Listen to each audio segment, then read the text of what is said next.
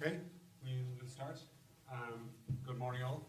I can't really see the screen because there's a shine on it, so I have my computer here so I can try and do the two screens together.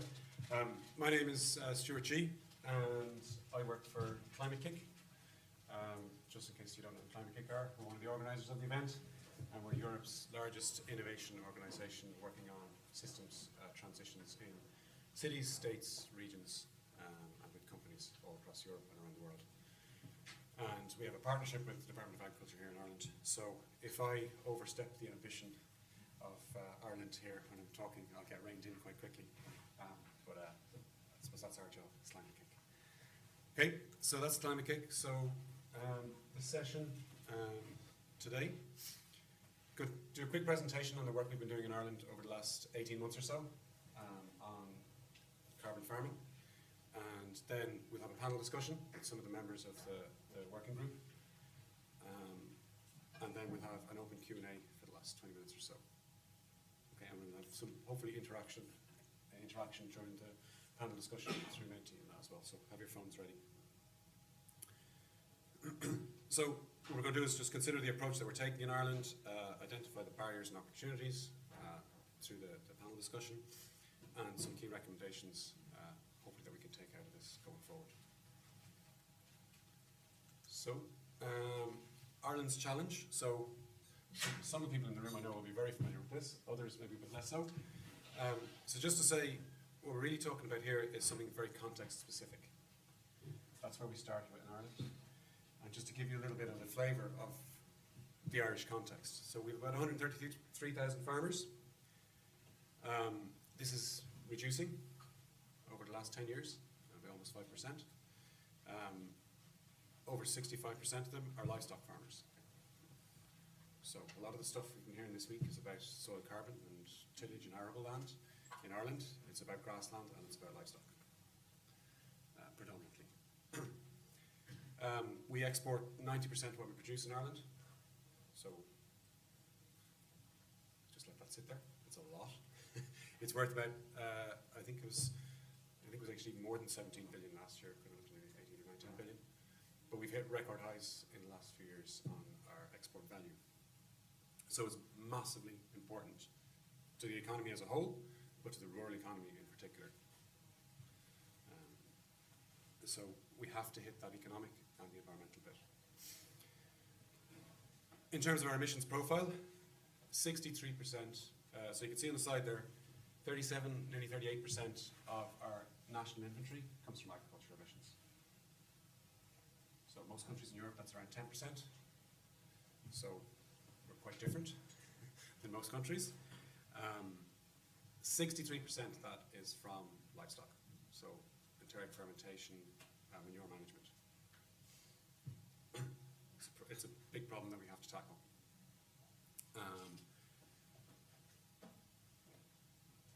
We are a grass-based system. You'll hear everybody talking about it. Your cream there on your scones coming from our grass-based dairy system, no doubt. The butter that's in the scones, which makes them so tasty, is definitely from our grass-based dairy system as well. And about 67% of our land area is under grass, compared to, on average in Europe, it's only 19%.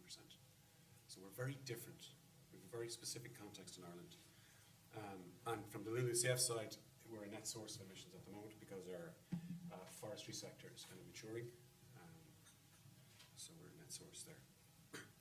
So that's a little on the context. So Ireland's commitment under the Climate Action Plan. So in case you're not familiar in Ireland, we have mandatory 25% reduction targets for the agriculture sector. Each sector has its targets agreed. There's carbon budgets every 5 years. And we have to try and hit those. And the way we achieve those targets, or try to achieve those targets, is through annual climate action plans. So all the different departments and ministries come together and figure out, okay, what can we do to achieve our targets?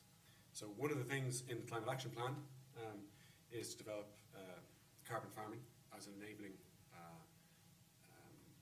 action to support emissions reduction and removals in agriculture.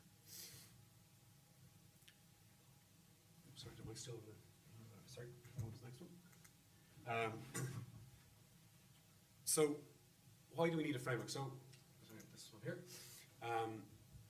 In June 2023, we hosted a small workshop with some key kind of stakeholders that said, why do we need a framework in the first place? Or why do we need to do carbon farming in Ireland? And these were the main reasons that came out of that.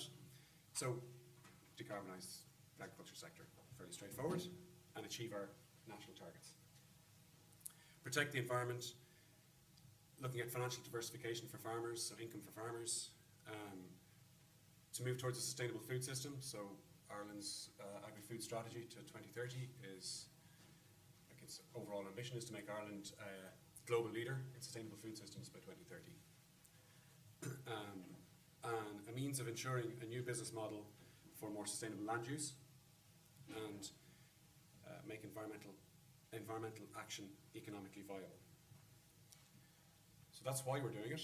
And after that initial workshop, we set up a working group.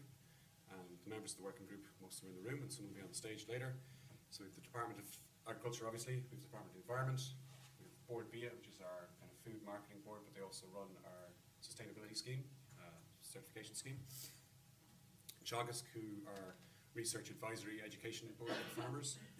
The EPA, the Environmental Protection Agency, obviously they check what we're doing and make sure we're hitting our targets. The Irish Cooperative Organisation Society, so the umbrella group for all the cooperatives in Ireland. The National Economic and Social Council, ourselves, and I've mentioned the Department of Ag already. So the overall objective that we've agreed in Ireland is to support and enable the adoption, forgetting my two clickers here, to support and enable the adoption and scaling of management practices within primary production that will result in Ireland achieving its climate, biodiversity and water quality targets by the end of 2030 and being on track towards its 2050 targets. So again, the title of this presentation is a context specific. So you can see there we're looking at biodiversity, water, carbon removals, emissions reductions. That's the ambition, to do all those things. We like to be ambitious. We did a first public consultation September 2023, was it? September, October. And I could go through all the stuff that was put up, but I'm just putting up two main points that when we put that out, we mainly farmers and agri-advisors were the respondents in the main. And these were the two big things they wanted. Emissions, removals, biodiversity, water quality. So a holistic framework, and they wanted it long term. Again, probably no surprises there. But it's interesting, that's been coming out quite a lot in the event this week, that it has to go beyond just carbon. So then, we've done a huge amount of engagement over the last number of months. We've done bilateral consultations with all the different farming organisations. We've met industry, we've met everybody basically. There's not too many people in Ireland we haven't met at this stage. We're working on it, as well as attended this event last year, and we network across Europe and looking at policy, new policy exchanges and all kinds of things to understand what's going on in the world and how can we take the best of that and introduce it here.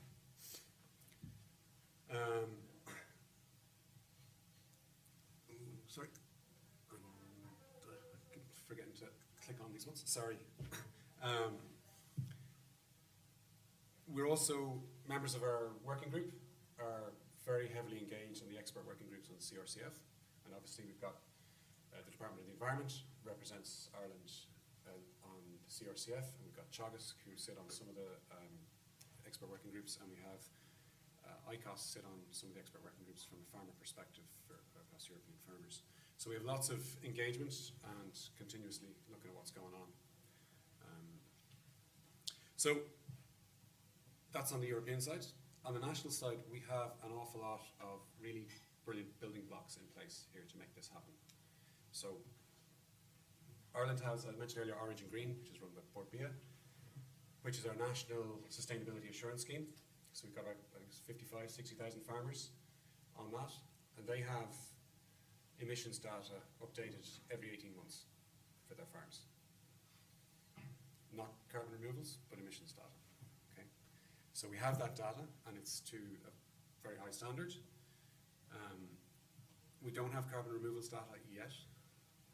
but we have a national LiDAR survey is going to start in the next few months, I've been told, the last couple of days, which is brilliant. For biodiversity, we have our eco scheme through the CAP, and there's about 1 million hectares, I think, under that. And that looks at quality and quantity of biodiversity on a farm. So you get a percentage of the farm for high nature value areas, and then you have the quality of that through scorecards. And then we have on water quality, obviously, we're the last country in Europe still with the derogation. So water quality is a massive issue, and last year we launched the Water EIP, which is, brings together multiple previous initiatives that were going on around water. So it uses local authorities, identify at-risk waterways. Then they identify what is the most likely source of that risk. And if it's agriculture, they contact Teagasc, and Teagasc go out and they identify those farms and they work with those farmers to try and implement measures to improve it. So it's very targeted, but it's a national, we're working on, each cooperative kind of has catchments that they're working on, they're focusing on. So we have all of this data and information, but we don't have it all in one place at the moment, which is the next challenge. So recent developments then, so programme for government, you will have heard Bill on the first day. Carbon farming has been mentioned in the programme for government, so it's part of government priorities over the next 5 years. We're hoping that a second public consultation is going to go out soon on a draft document we've done around the principles for developing a framework in Ireland. And that will be closely followed by more workshops with key stakeholders, especially farming groups and farmers themselves. And DAFM have already had some funding opportunities early this year for proposals in with things around carbon farming. So there's lots of stuff happening. Just to mention very quickly, these are the 12 core principles that we're looking at in Ireland. 10 of them are hugely related to what's the quality ones from the CRCF. Just listing them out here maybe in a bit more detail. Oh, sorry. I'm terrible. Thank you, Liam. So they're basically, we've kind of taken them from the ICVCM, the 10 principles in that document, but we've adapted them for biodiversity and water quality a little bit. And we've added 2 kind of Irish specific ones. One is around just transition. So how do we make sure we are fair in how we develop this out? And the other one is in learning by doing. So everybody who's been here all week will know there's some stuff we just don't know until we get going at it. So we need to get going at it. But we need to be flexible then to adapt and make it work. And again, that's back to the context specific approach. So next steps, as I said, continue stakeholder engagement, refining the requirements of key stakeholders, so we'll do a little bit of that today hopefully. Ongoing engagement, reflection and improvement, so once we get going, the learn by doing piece. Establishing farmer focus groups in particular, so we get direct feedback, two-way, both co-design and feedback on how it's working. Defining an actual framework at some point, and then scaling it. How do we make this national? And that brings in things like how do we build on the cap? How does public stock on top of, or private stock on top of public, and all that kind of stuff. But because we have such good building blocks, I won't say foundations necessarily, but the building blocks are on site, we just need to start building it. And those building blocks are full of biochar and locking up carbon for decades to come.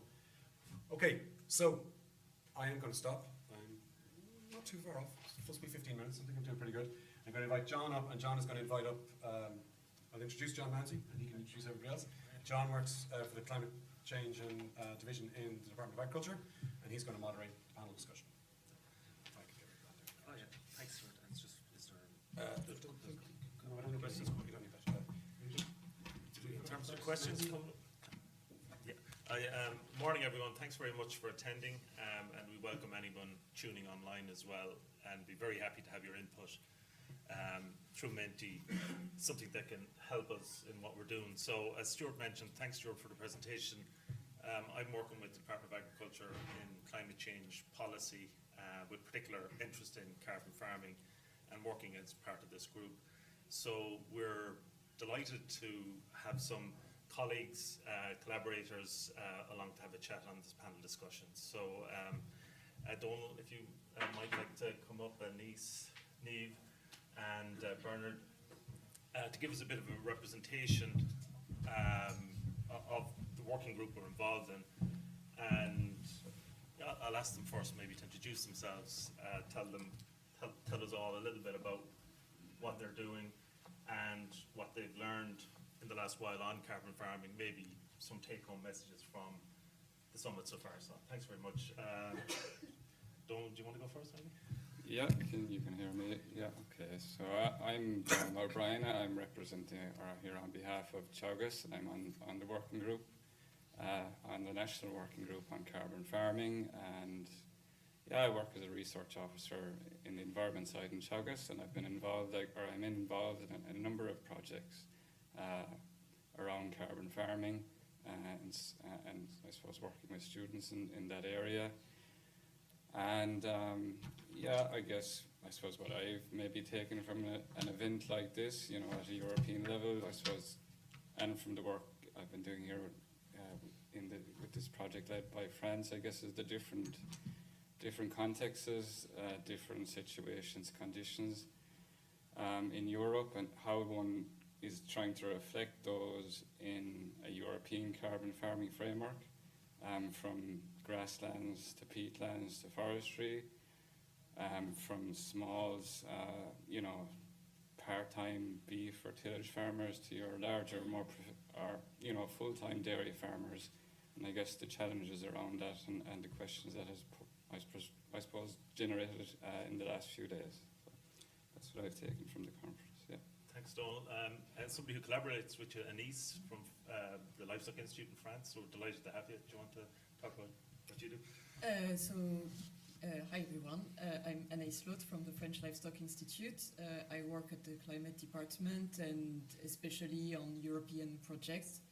And I can say that I wear three hats because we, at the French Livestock Institute, we developed a carbon audit tools.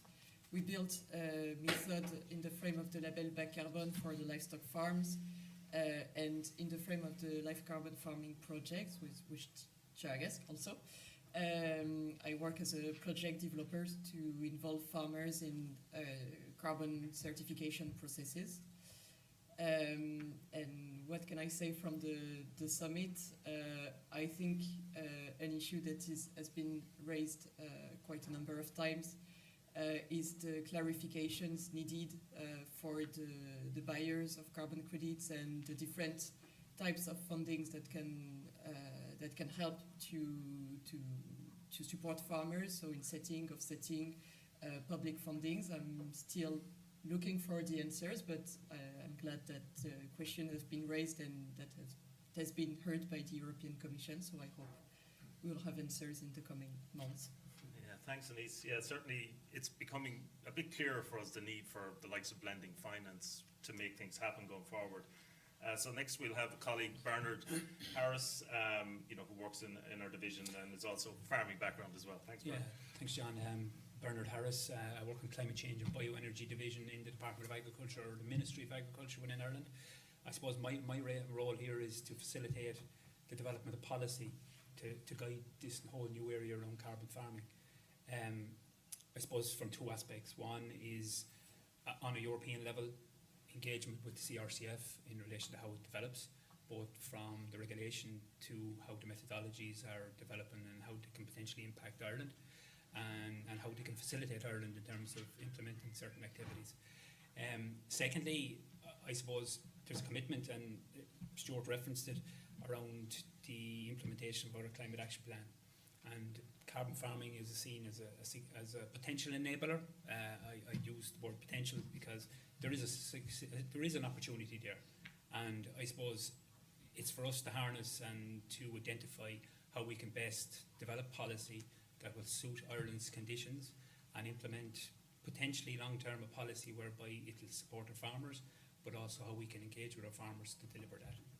Okay, thanks. Thanks, Bernard. And I suppose Stuart had mentioned something we were interested in Ireland in particular around just transition, and somebody who knows a bit about that. Niamh, do you want to introduce yourself and talk about where you're from? Great. Thank you, John. So I'm Niamh Garvey. I'm the Senior Policy Analyst with the National Economic and Social Council. This is an advisory body, national advisory body to the Taoiseach and the Irish Government here. And we provide research, dialogue and advice. The Council itself is a multi-stakeholder body, so it has representatives from business, representative organisations, trade unions, farming organisations, environmental organisations and community ones together with government. So we bring together, I guess, lots of different perspectives from both civil society and government in giving that advice. And as John mentioned, I suppose we have done a big piece of work in DESC on just transition in agriculture and land use, and that together with work that we've done in the area of natural capital accounting and recent work as part of the land use review here in Ireland, I guess are all shaping our participation here in the work on carbon farming. Our sense, I guess, and is shared hearing a lot as well here, diversifying income opportunities and properly incentivising actions to reduce emissions and protect biodiversity, water are critical for transition. And I think from our perspective, something that is really important is that this issue of robust data and monitoring is key not just to carbon farming but right across. Whether it's our inventories, in our agri-environment schemes, in the wider shifts towards natural capital accounting and ecosystem services, all of them require, I suppose, a greater either level of data or integration of different data sources. And so I think investing in this robust data, integrated data, and the monitoring and reporting of that data is a bigger investment. It's not just, I suppose, maybe something that will benefit sort of carbon farming in a more narrow sense, but is a really important part of the wider policy system. And so I think it's a really valuable investment in that sense that can benefit both this work but the broader policy system. Thanks. Yeah, thanks very much, Niamh. To get to the Menti, have we Menti details there? Or maybe is it next? So we're going to ask a question through Menti if you in the audience or anybody tuning in wants to have a think about this question. What specific opportunities does the holistic approach to carbon farming create? So Stuart outlined in terms of taking a holistic approach to, for example, on a farm, counting everything within the farm, generally speaking, and encompassing aspects like biodiversity, water quality, others, what you could in the CRCF would call co-benefits. We might argue they're more core benefits. So if you have any thoughts on that, we'd be delighted to hear. While you're gathering your thoughts, I'll just have a little look here. Sorry. John, just so I might comment, I suppose, Yeah. in terms of how the EU CRCF developed over the last number of years and the way it has expanded out in terms of removals, soil emission reductions, now for the inclusion of livestock emission reduction potentially by July 26, but also the significant signal around the sustainability co-benefit for biodiversity. I think that's very positive. From our perspective, we're trying to look at everything in the collective. I was at this talk this morning and it's interesting, a lot of discussion on carbon credits, etc. But in terms of environmental targets, we can't separate those out. They're all coming together, and if Ireland is to develop something from a carbon farming perspective, it needs to look at all these various credentials within it and see how we can facilitate something that can reward farmers, but also at the end of the day, from a national perspective, as Niamh said, it's to reflect that in inventory change nationally. Yeah, thanks, Bernard. And I suppose from farmers, we've heard it at the conference. It's great having farmers at this version of the conference having their say and, talking, let's be honest, about the bottom line, the need for value added. They need something significant to motivate them, and also talking about the needs or potential for market access. So it's reassuring to have their voices, and we're actively engaged with farmers, on that line. In terms of looking at and I suppose farmers' perspective, I suppose again following up Bernard, or in terms of what have we got from the engagement on carbon farming? Are they thinking, are we ready? Do they need to know more? I suppose I'm not going to speak on behalf of a farmer, but what I will say is, Stuart referenced, we undertook a public consultation back in September 2023. And it was an initial, I suppose, exploratory survey to get an understanding in relation to what farmers and advisors, foresters understand by way of carbon farming. What was clear to me, there was significant interest. We received nearly 700 replies, which is positive. We also took from the survey there was potentially a lack of understanding and knowledge in relation to the narrative that we were trying to progress, and that needed to be fixed. But also, I suppose the most important issue that resonated with farmers was the financial return in terms of any new initiative. And we spoke about CAP this morning, how it's going to align with carbon farming and the CRCF. The signal back from farmers is it's long-term investment in terms of 10 to 20 years types of activity. Now, that comes with its own challenges in terms of delivering that type of mechanism, because we know the CAP cycle doesn't its duration is only for 5 to 7 years. So look, there's no doubt there are issues that I'm assuming are not insurmountable. However, there's a lot of alignment needed in terms of addressing the issues to I suppose, satisfy the farmer needs, Thanks, Bernard. And I suppose we might pick your brains, Anise, from the French experience with the Label Basse Carbone experience and the work you're doing with Donald in terms of engaging with farmers across Europe and France. What learnings from the French system, the LBC, low carbon label in English, would you that you might be able to share with us? Maybe first of all, the economic aspect is really important when assessing the impact of the carbon farming projects. And what we see, and here I'm really talking about the livestock sector, not the tillage farms, because the context is very different. But for the livestock farm, we see that carbon farming is really an help to optimize the production systems, and at the end, it is cost savings.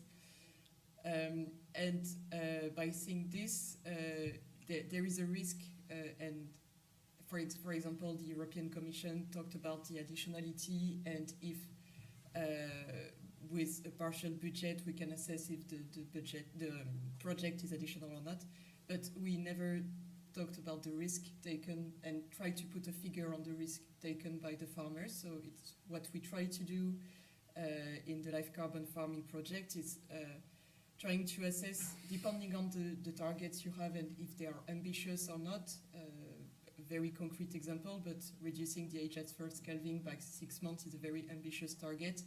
If it doesn't work, what is the risk for the farmer and what does it cost? So I think it's really important to put a figure on the risk and not saying, well, it's cost saving for the farmers, so it doesn't need to be funded. Getcha. So I suppose we'll have a look at the word cloud to see what's kind of coming out. So thanks for the responses. Diversification seems to be the biggest one. I suppose from our perspective, I suppose we're thinking, it's nice to have diversification. I suppose from, again, on the risk subject, diversification of income streams could de-risk a person's business a little bit. And I suppose, have you any thoughts, Donal, on, from your work on the project, on things like diversification? Again, it's fairly evenly balanced, but that's the one that's jumping out the most, I suppose. So on the diversification side, is it, John? Yeah, in terms of, I suppose, are you seeing, the projects you're engaged with, are people open to diversifying what they're doing? Farmers, landowners. Yeah, I'm just trying to think of the 2024 farms. I think the sucker beef farms involved in the project that we're collaborating with Anise and more countries in Europe, that there is more willingness even to plant hedgerows or look at maybe other measures, other things outside of maybe improving technical efficiency or productivity that maybe farmers were maybe less open to than they were before. So I do think that, farmers are maybe looking at whether other opportunities are out there besides focus solely on production. Yeah, that's good to hear. So learning by doing a little bit, and I suppose from what do you think, Niamh, on that? Is that heartening? Or? Yeah, I think a lot of the words there really resonate, and seeing diversification. I think it's a really important piece of the Irish story. So I suppose as Donald was just saying, I suppose diversifying away from maybe some of our, in some parts of the country, away from some of our traditional production focus, that payments for ecosystem services, which carbon farming can be a vehicle for, can help, I suppose, diversify income in ways into areas that are more environmentally sustainable, I suppose, by putting a value on nature in a way that there hasn't necessarily been a value or a return before. So I think that's really exciting. But it's also great to see results-based payments up there in the Menti. So Ireland has, I suppose, a good history, a good experience in the area of results-based payments through agri-environment schemes as part of the European the EIPs, the Urban Innovation Programmes, and a number of LIFE programmes. And as part of the Land Use Review recently, we just conducted some research into this whole plethora. We've quite a number of examples. And they've been really successful in achieving the results themselves, but in farmer perception of how easy and how pleasant it is, let's say, to take part in those kind of programs. There's a lot of positive experience by partners in many of those initiatives.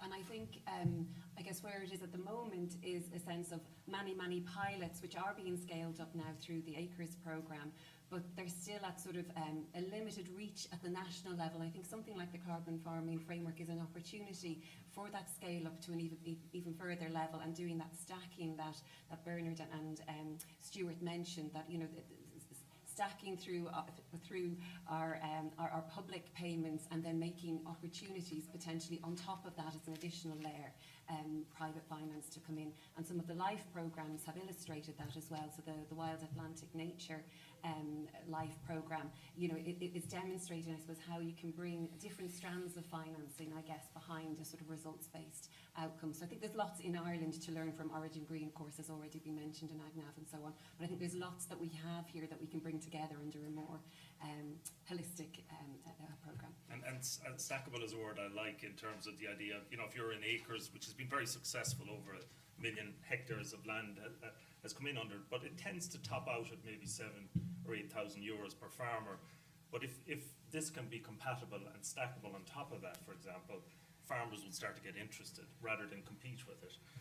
So we move on to the next question from Menti. Apologies.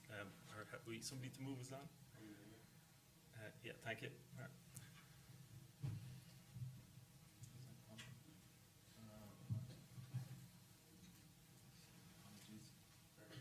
Yeah, thanks very much. Yeah, the next question, thanks, Mark, is about talking about the barriers. What do you think of as the barriers to bringing large-scale adoption of the approach we're talking about? So as Niamh has mentioned, we have a lot of projects, great people involved in projects collaborating around Europe and elsewhere, but how do we bring this to bigger scale, and what are the challenges to it? So if we can hopefully bring it up. Lovely. Very good. So there's a list of different elements, and I might ask you to pick 3 of the most important ones. They're coming up.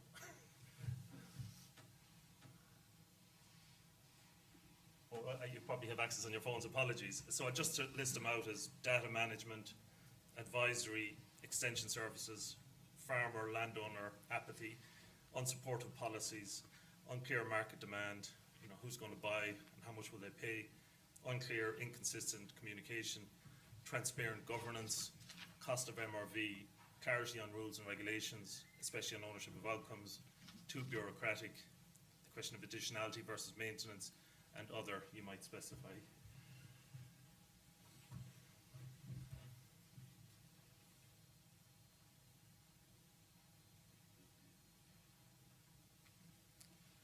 So, and again, sorry, we'll take advantage of the people who are up here while you're filling in your responses. Sorry to be pestering you, Niamh, but talking about your work in DECC,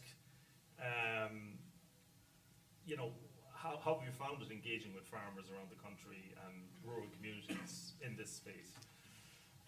Thank you. So as I said, the council itself has, let's say, representatives from the big farming organisations as well as the other stakeholders I mentioned. But as part of our Just Transition in Agriculture and land use work, I suppose we engaged the members of the council, but we also did a lot of engagement directly with farmers around the country also, really to understand this issue of barriers, opportunities, perceptions around meeting our climate and other environmental goals in the area of agriculture and land use.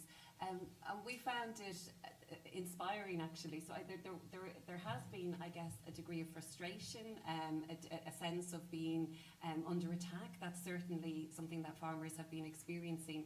And I think what's more important, though, also is that when you get into then the details of the different types of measures that can be adopted, there's a lot already happening, there's a lot of interest, there's a lot of engagement, and where there are barriers, lots of really good suggestions on how they might be overcome. So while it can be a sort of a contentious enough space, the environment and the agricultural space, I really think that when you get stuck into the reality of the situation, there's lots of positivity and lots of opportunities, one of which is in this area of carbon farming and payments for ecosystem services. Fantastic.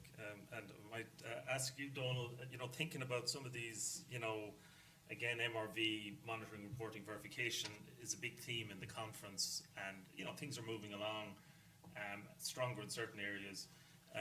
But, do you have any thoughts on, are these an enabling factor, what's being developed, or could be a hindrance to what we're trying to develop? Is it confusing for farmers?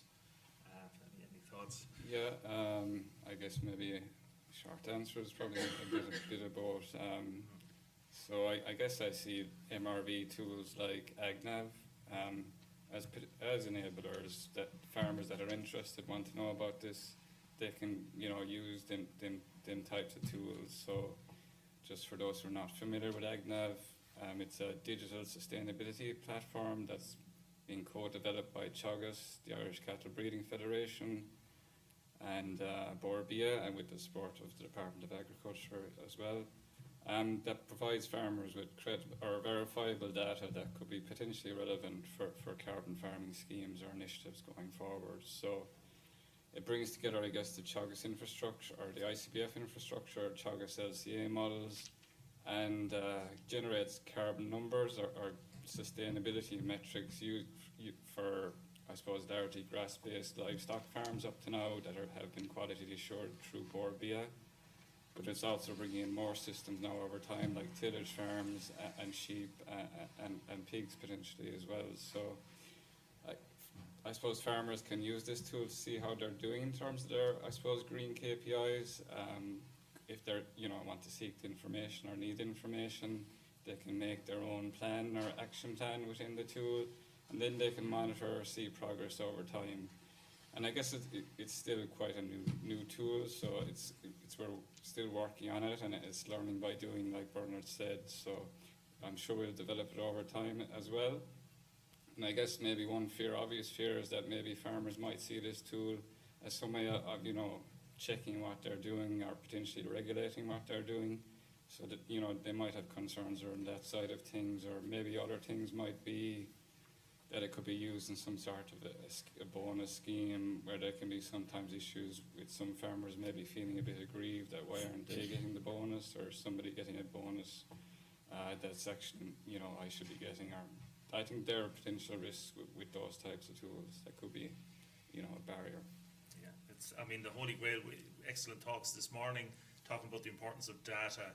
And that struck me, that these events, that we have a great data resource in Ireland, but how to manage it, how to make it all interoperable, and if it would be great if you could collect it once, and if that data could be used for CAP, could be used for national inventories, could be used, that the farmer on his decision support tool like AgNav might be able to see the menu of options that he could take or she could take, and help that inform their choices. Being mindful this is all voluntary. So I suppose we'll have a look at just I might come in there, John, before you go into that. And I know it's not one of the bigger bars, but the data piece in terms of integration at a practical level, we're dealing with it every day, because as a department we have the most data sources available to us of all farmer metrics. Is a massive challenge. There are, I wouldn't say barriers, there are safeguards there in place in terms of GDPR, data sharing requirements. data sharing agreements need to be put in place, legal agreements need to be put in place, and they do bring their own challenges. So at a practical level, while in theory, yes, and as a department, we've supported Teagasc, ICBF and Bord Bia to deliver this initiative on a national level. It does bring its own challenges. I do think, though, our approach has brought together at least an understanding by farmers that this is one area they can go to get a single number, to get a single benchmark in terms of how they're performing. And as Donald said, the functionality of it is being reviewed on an ongoing basis. The carbon removals piece has been considered, and also the inclusion of the whole life cycle analysis for tillage and the functionality for tillage, I think is a positive step in terms of guiding where we need to get to in the long term, you know. Yeah, thanks, Bernard. So yeah, some of the stronger ones around ahead is clarity on rules and regulations. You know, even ourselves in policy are struggling to gain clarity sometimes. And there's so much coming at us at the moment. You know, in the European context, they talk about simplification, but it seems like anything but in some ways. And in terms of also looking at the whole communication side, you know, again, how we support these policies, I suppose it's talking about the capacity in a country to communicate this. And I mean, if you have any thoughts, maybe I'll put it to you, Anise, in terms of, you know, in the French context, I suppose in Ireland, a very important role already under pressure are farm advisors, but they're very engaged in this process. But the capacity, have we enough of them to take this, add this on top of their existing workloads to reach out to farmers, landowners, foresters? So, you know, on that side, how do you find in the French context that advisory side communicating to, you know, stakeholders these new policies, these new opportunities? Any thoughts on it? Sorry. It's very different depending on the organizations, depending on the chambers of agriculture, the cooperatives, the dairy control. But definitely it's difficult to get advisors trained to a holistic approach. Most of the time they are specialized in tillage or in livestock management. But in carbon farming, it's really important to have a broad vision of the whole farm. And it also leads to an issue on the quality of the data that are input in the tools. So yes, we are at the moment we are questioning the way we train the advisors, if we need to do more trainings or differently, because yes, there are some we need to do more on this side. I hope what we do in the European projects, and on Tuesday I was mentioning a knowledge repository common to all the European countries with a lot of content in it, can be an help for the advisors. Projects like Climate Smart Advisors that are really focused on capacity building and how to support the advisors in the way of accompanying the farmers. So yes, that's what I can say. Fantastic, thanks. We might try the next Menti question, if we could move on to it. Thanks very much. So this question, again, looking at priorities from a national carbon framework, and looking at it through the lens of different stakeholder groups. So the first one, farmers. Sorry, it's not popping up on the screen. Second group, primary processors. Then we've secondary, tertiary processors. So the primary, I presume, would be the likes of your Cooperative, meat factory. Secondary, tertiary processors, further adding value. Maybe buyers down the line, your, I don't know, your Mars or your Nestle's. Investors, public, private, and then society, including local communities. So I suppose, yeah, maybe have a think of each of the stakeholder groups. So if we start with farmers, you know, what are their priorities?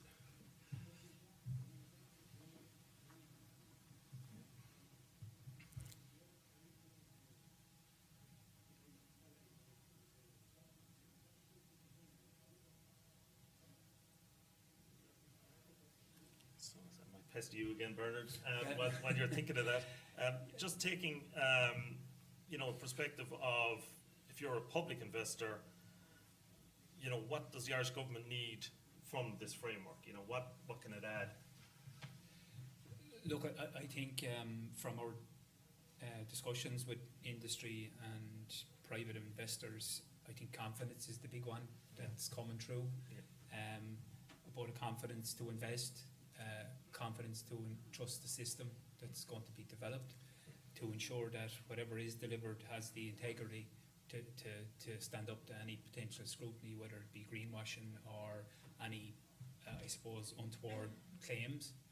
And I suppose that's the biggest feedback we're getting from industry in relation to the development issue, you know.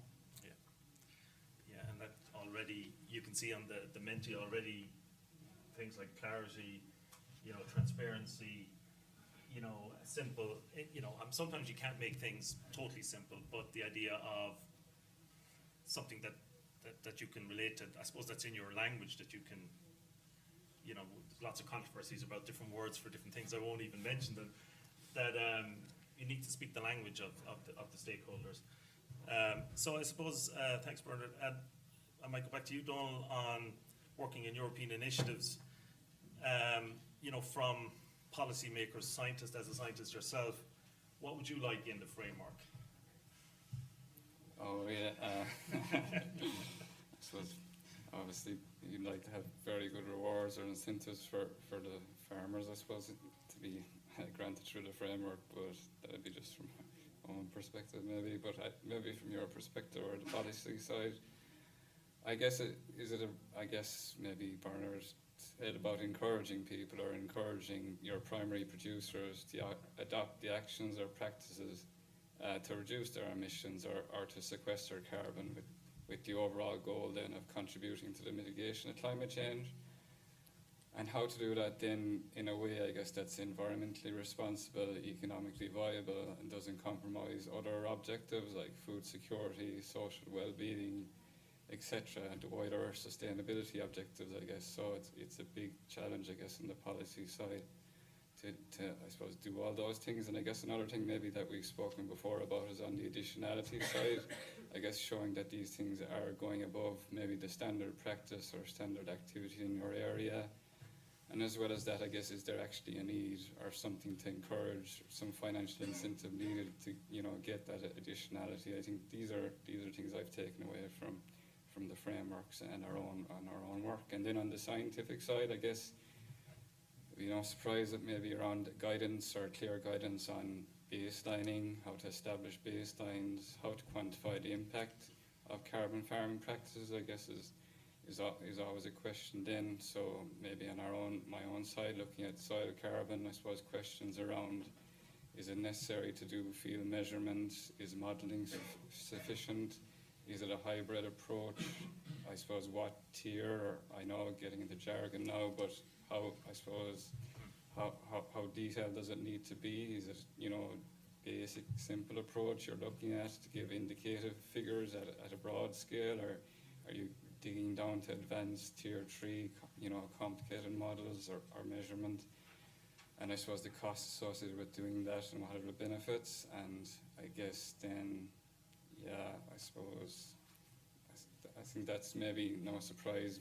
Scientists like to have data, lots of data, you know, to prove things, and they can stand over what we're actually doing then, you know. That's brilliant, thanks. Have we moved to the second one? Primary processors. So again, it seems to be consistent, thanks in terms of transparency, reliability. The word trust is very important, particularly in our engagement a year and a half ago with farmers, stakeholders. Trust was the big word. You know, sometimes it could be damaged, and you have to repair it, you have to earn it. So clarity, simplicity again, where you can, low risk. I mean, again, risk is an important thing to factor in. So looking at from the processors, it's fairly consistent with from the farmer's perspective. So we could probably, has anyone any thoughts on which relation? I suppose echo what was discussed this morning and over the last number of days around the industry perspective on this. It's probably still unclear, given we have an omnibus regulation published a couple of weeks back around where CSRD, CSDD sits in terms of their commitments from industry. There are STBI targets there from a scientific perspective that need to be considered. So I do think certainly an ironing out of some of those key criteria that are common and facing industry would be good to at least inform how we can develop the policy in this area, especially in terms of if that private type investment is needed to deliver this, where will it come from and where will the commitment be from the various stakeholders in it, you know? Yeah, because there's almost a little bit of a vacuum in some ways that as methodologies, regulations are finally getting resolved, you know, farmers, different groups are being approached with different value propositions, and there's a lot of confusion out there. And, you know, you could be a farmer aligned to a co-op, but you may not want to be fully aligned if you are potentially going to generate some income. You may want to have the freedom to go elsewhere with your options. So, you know, your secondary processors, your tertiary processors have their CSRD requirements, etc. You know, and I suppose farmers need to understand the system and to get the best value for themselves out of it. And we're still pretty much consistent, I think. Is it fair to say? Transparency, trust, yeah. So I'd say we can jump down to the final one in terms of society at large, communities, their priorities. Thanks. So I might go to Anise for thoughts on this area. Forgive me now, I'll have a look for the question. You know, is this a surprise to hear, you know, words like this, transparency, trust, people looking for simplicity? Has that been your experience? I completely agree. Yeah. Because well, we work with the different stakeholders. We work with farmers, and when they have like cooperatives asking for data on their carbon footprint with no information on why they need this data, to what purposes, they just don't understand and don't want to give this data. So transparency is very important for the farmers. And we also work with processors, for example, luxury companies using leather.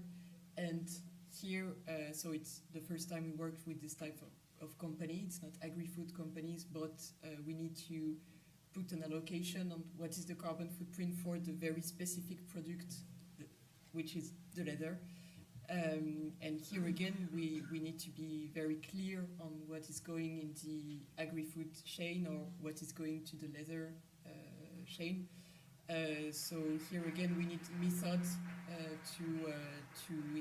to be very clear on the carbon footprint for the different products going on the farm. Fantastic, perfect. Yeah, that's very important. So I think we're getting a bit of a good response from the general public point of view, and a little bit different. Consistency, return on investment, credibility, clarity, trust. Again, is fairly primary there. So yeah, I think we're making progress. Are we almost getting to a stage? One more thing. Was there another? Society in general. Society in general. Apologies. Yeah, I think, or is that up here? Those responses to the society one, Stuart, I think? Oh, sorry. Okay, apologies.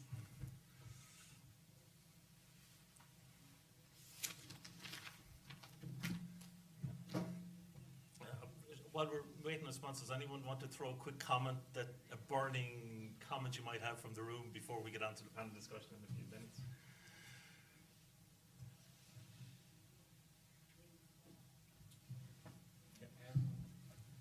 It's a question, I suppose. There's been lots of talk about kind of blended finance models, additionality, and things like that. And I'm wondering if there are any examples, either in an Irish context or a French context, where both public and private finance have been implemented within the rules of additionality, like so income from CAP or any other scheme and credits of some sort at the same time.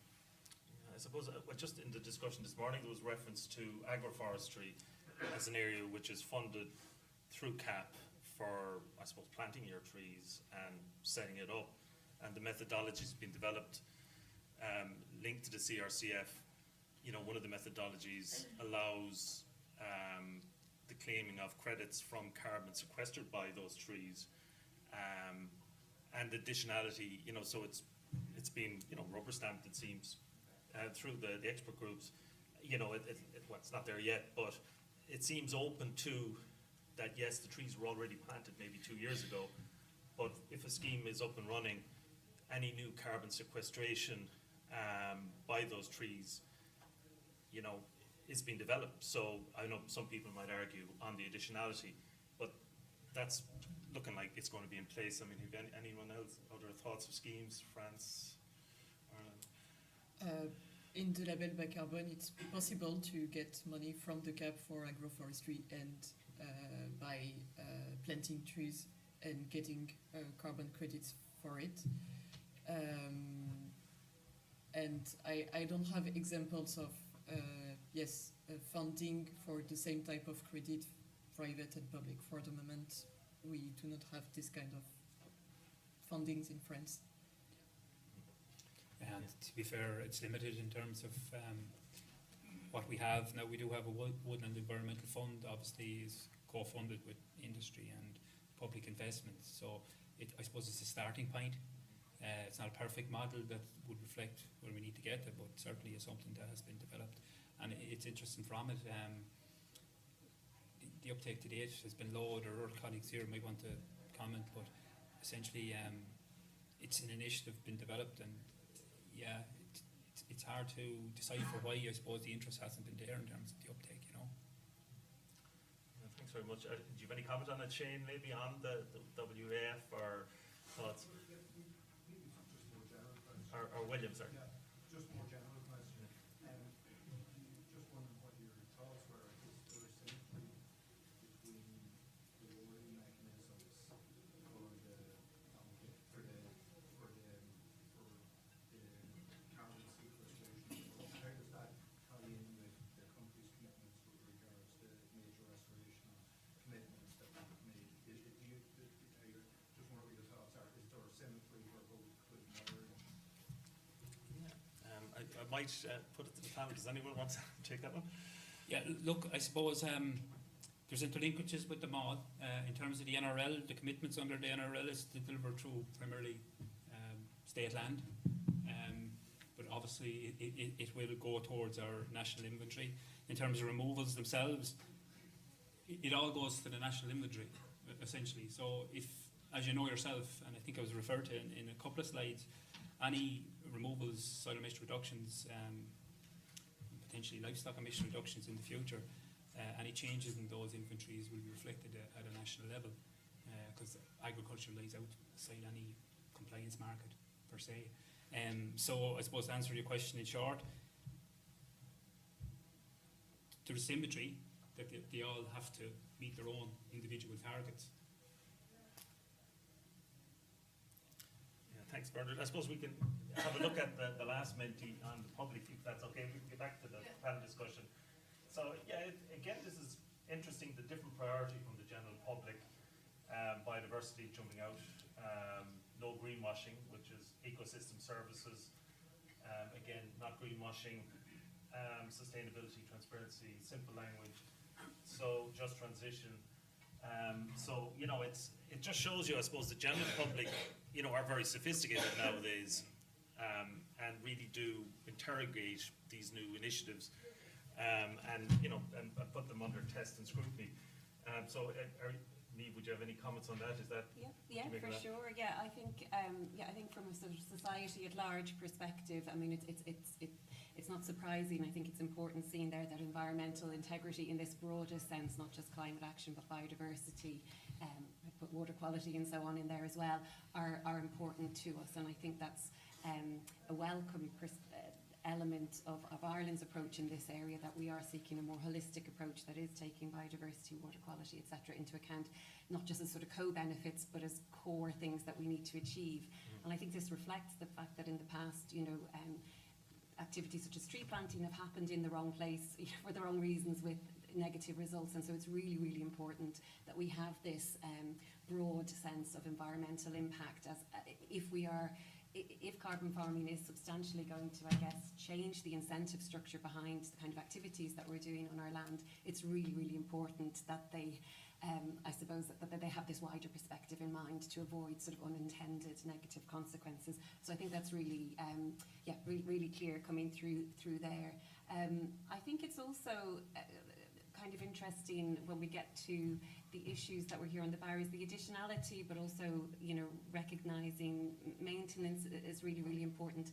And I think designing this from the perspective of the societal good, farmer livelihood, sort of designing it with the sort of data needed for all of our obligations is really, really important. And maybe designing for market actors is almost the cherry on the cake rather than the fundamental design piece. So I think taking in things like the incentives we have for maintaining existing biodiversity or existing soil sequestered is really, really important.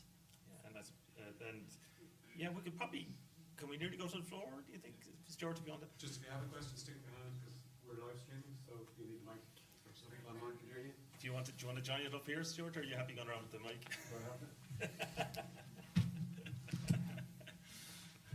Hiya. So thanks for the discussion, and like it's obviously hugely challenging to, you know, drive change and bring people along with you on the journey. And I suppose my sort of thought to the floor and to the panel, it's a question, but it's also a discussion point in general. How do we integrate the targets across these related elements? And Stuart will be rolling his eyes to heaven because she's at it again. It's in terms of, you know, climate, we have targets around climate, water quality, and we have biodiversity, obviously. There's nobody here that I've seen from the EPA. There's nobody here from the National Parks and Wildlife Service. And yet I've direct experience of great examples where those groups are working together through LIFE projects. So through EU mechanisms, LIFE projects bring in DAFM and MPWS together, so that's the Nature Agency for Ireland, and working alongside together. And so I'm thinking about action on the ground here now, so that farmers aren't getting mixed messages, so that through the lens of these projects, these agencies are working together. And to my mind, it works. It's exhausting because when you're working on a project, you have a short perspective. So maybe it's, Bernard, in terms of your view, is there an appetite? We need to avoid mixed messages. We all have targets that we need to reach. The farmers are the ones that are being constantly looked at to deliver. What's the appetite for the different departments to actually kind of come together to work and deliver across all of these realms? And I'm sure it's the same across EU member states. So I'm not just singling out, but just that I'm aware. So what is the appetite, and how do we get this off the ground so that we can actually start to deliver and we can work together better? Look, in terms of agency and department engagement, I suppose that is happening. In a collective, I suppose I refer to two primary areas around climate and water at the moment, and the biodiversity functionality will come, but only recently Dairygold, or one of the big processors in Ireland, have now rolled out an advisory programme to all their farmers, which includes both climate and water in terms of the key messages. Biodiversity will come, but it hasn't been there yet. Obviously, defining the metrics in terms of biodiversity can at times be a challenge to get a clear set of objectives that everyone works with, but there's no doubt it can be worked on. In terms of government and across departments, as I said, look, there's significant interactions across water and various forums, climate across various forums, and also biodiversity. I don't work in the biodiversity area, but look, I'm with yourself and other colleagues within the Land and Nature Division, that is happening. In terms of action on the ground, look, what we see and the learnings from, for example, the programme I mentioned around Dairygold, it's very much action driven. The feet need to get on the ground of the advisor advising change, advising what needs to be done in terms of climate and the improvement of water quality. And I'm sure it would be the same for biodiversity. Encompassing that within carbon farming, I do think there is a different skill set needed as well. An upgrade of skill set is needed for both the advisor and potentially the farmer in the long and short term, and that does, as an action, need to be worked on. I would say it's a work in progress. It's probably not working at the pace you'd probably like, but it is definitely something that is progressing, you know. So I wonder, is the key element maybe where all of this could really work, the linchpin is the farm advisor. So the farm advisor needs to have the view of the farmer, the outcome, and to deliver. And I suppose that is a pinch point as well as a linchpin, isn't it, really? Yeah, and look, it's back to our public consultation in September 2023. The advisor, I think there was over 250 advisors put in a response to that. And call a spade, they're keen to engage. They want to engage. But they acknowledge we're limited in terms of, from an Irish perspective, we've about 800 active advisors in Ireland. We've a myriad of different schemes, such as CAP, such as private schemes, such as the likes of environmental schemes. So there's a pull factor in terms of other business areas. So the core aspect of advice does need to be enhanced. I suppose it's an area we've identified we need to engage with them, and there's no doubt more resources are needed in that area, but at this point in time, I suppose all I can say is we can progress the action and see how it develops, you know. Very good, thanks very much. Oh, do you want to? Apologies. Yeah, no, just it's great to hear the LIFE programme is mentioned there, and as I mentioned earlier, the LIFE programmes and many of the EIPs have, I suppose, at their heart, they're results-based programmes, which is, in a sense, what a carbon farming, it's the results that we're looking for, the outcomes that we're looking for. And I think in a review of those, what really came out, yes, is the key role of the advisor, the farm level advisor, but also supported by these multi-perspective teams, so with expertise in the area of ecology, of GIS, spatial mapping, these kind of things, so that you're bringing together the on-farm advice with the kind of assessment of these landscapes of what are the very particular activities in that particular context that will have the biggest impact. So it's great to hear it. Thanks very much. And I suppose, and again with the CRCF. Oh, sorry, Don, sorry. Yeah, apologies. Just on maybe what Niamh was saying there, I think we're probably doing a bit of that in Teagasc through the ASAP programme, the sustainability programme around water, and working with the EPA, I suppose, information on the pit maps or potential impact pollution maps. So that's happening on the ground, and people are, I suppose, targeting or focusing on areas where there might be some challenges. Maybe I'd just come in on that a little bit as well, because I think it's very easy for us to kind of say what's not working and what isn't there, but there's a huge amount that is there. And I think the Water EIP is a really great example of something that's evolved from small enough funding to being something that's national. It's all the co-ops are involved, you've got the local authorities involved, and it's a very well structured intervention to target water quality issues. So that's really good. We've had discussions about the advisory piece. There's no one thing here that's going to solve it. There's lots of things. And it's not about having one advisor necessarily that's going to know everything and be able to tell you everything. It's about being able to know who is the person I talk to if this is what I'm working on. And for me, it's around the data management to say, like, look, we've got 50 farmers here who all got this issue. And then we've got Lorcan there who can solve it for them or give them ideas for how to solve it. So let's connect them up. And in this day and age, that's where we need to get to, is to be able to, like, we've all got a similar shared problem. Maybe you two over there are doing something different. You find someone else to help you. But us three, we can work together to get it sorted. And I think that's where we're moving towards, but we're not there yet. And I think in terms of we just need a bit more clarity on what is we're measuring, so that we can all just say, okay, these are you saw it on the slides there, clarity, transparency, on all of them. Communication. There's a huge amount of knowledge and information flying around at the moment. We need to simplify it and say, this is what we're doing. And I think we're nearly there in terms of getting the clarity. But you have to peel a lot lot of layers off the onion before you get to realise that the onion was actually fine as was the starch. But I think we're getting there, and it's everybody figuring it out together. In terms of my perception, certainly on the ambition and the direction of movement,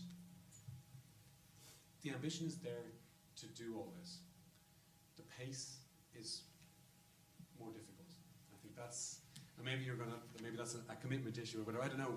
But I think that's the bit, but there's an awful lot of conversations to be had, and these things do take time. And you've got to go back and you have the same conversation with multiple people, and it goes back and forth, but that's necessary. And you can't just do something.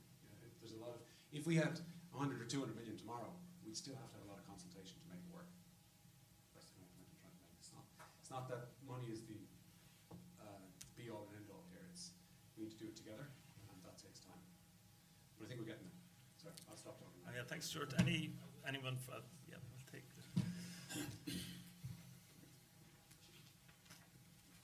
Thank you. Just want to reflect on something that Donal said earlier in terms of perhaps looking for solutions that might give us 85% of the answer, for example, but are scalable and affordable. So what are the rest of the panel, what are your views in terms of perhaps not striving for perfection in terms of granular farm data, but looking for solutions that give us, say, 85% of the answer so we can crack on with stuff?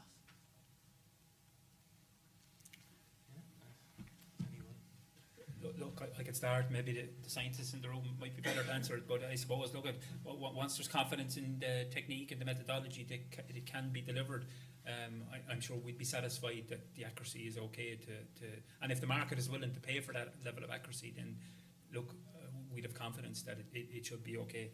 I suppose the question I would have, and it was always a concern of us when we started this discussions up to 18 months ago, was if it's going to cost more to verify something than what it's going to return to the farmer, essentially the farmer's not going to sign up to whatever he's been offered, you know. So we're very conscious of that cost squeeze piece, and whatever needs to be delivered, it needs to be cost efficient, and it needs to be returned whoever the investor is and the farmer who's going to get the output from it, you know. Very good. Okay. Any more questions?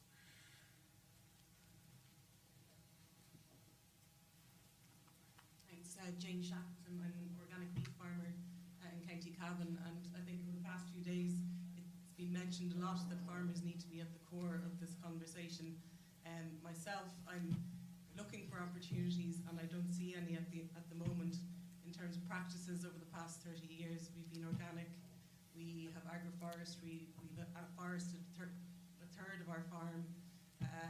We're hitting all the Teagasc performance on our beef herd, all those targets.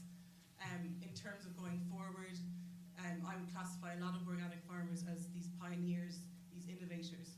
How are we going to be represented going forward in terms of baselines?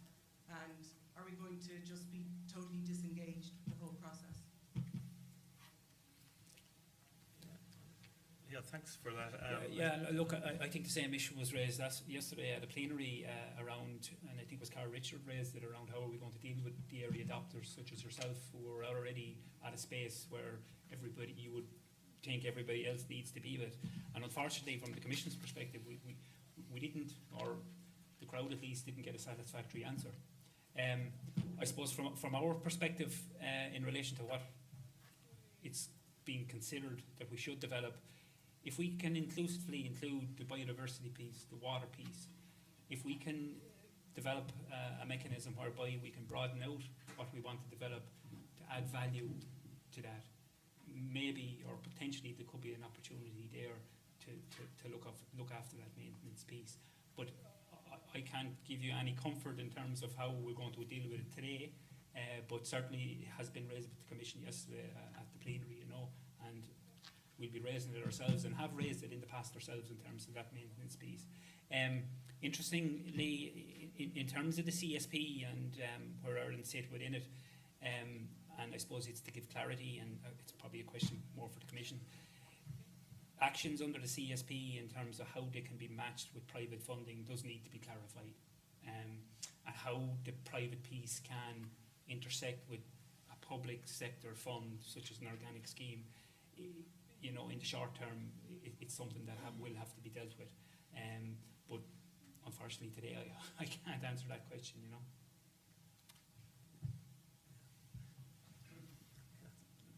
Hi, Brian. Just on for this lady, the previous comment about measurements and actually cracking on with work, we'd just like to make the comment and probably reinforces what Bernard said. I think it's very interesting that the investors that will finance the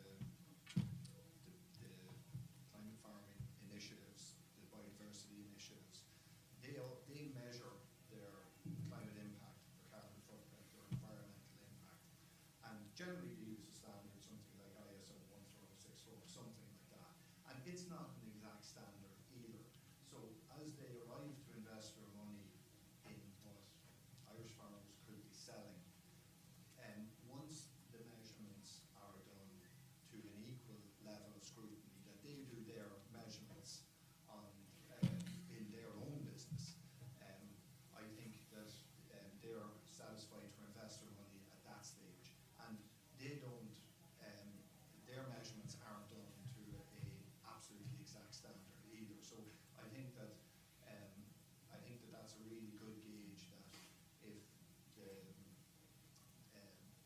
the voluntary carbon credits that are being offered are measured to an equal standard to the buyer that measures their climate impact, I think everything is fine and we're quite happy to invest our money, exactly as Bernard said. So I think there's no reason, that's not an obstacle to push on with progress immediately.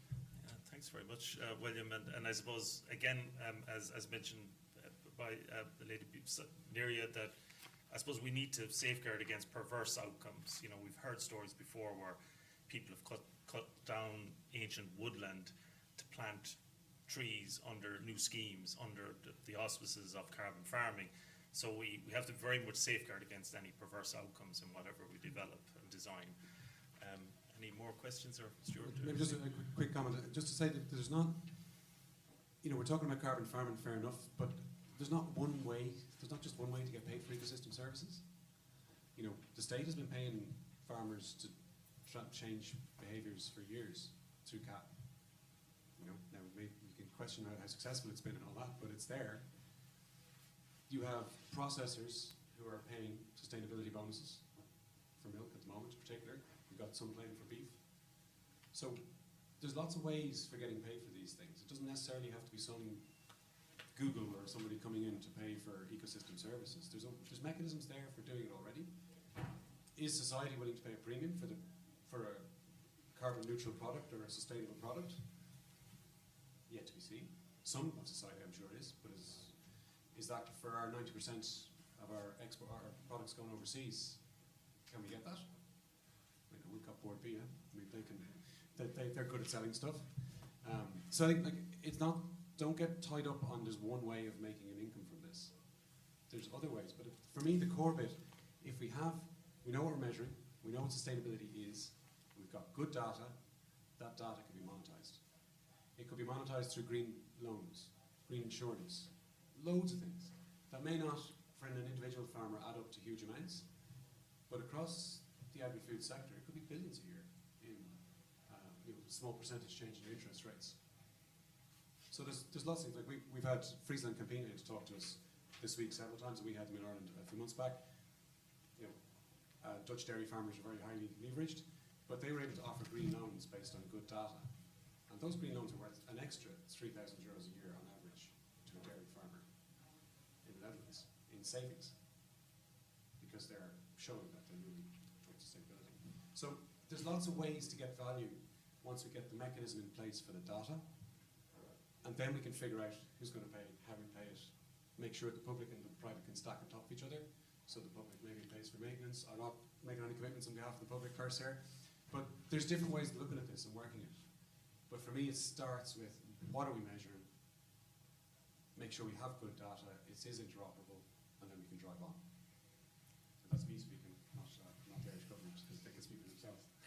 Maybe just concerning the data, and the accuracy of the data, maybe I can give the example of the method developed for the tillage farms in the frame of the label Bas Carbone. The first method was very precise, and in fact much more too precise, and it was not impossible to implement, but very difficult to implement because the data required, there were too many data required, and the yearly assessments with a lot of complexity. And today they are updating the method to make it easier for the farmers and the advisors to put it in place. So yes, there is definitely a limit to having a method very robust, very precise, but not implement. It's very difficult to implement. And was there any challenges, for the early adopters of that method? When you updated the method, I presume they were not disadvantaged.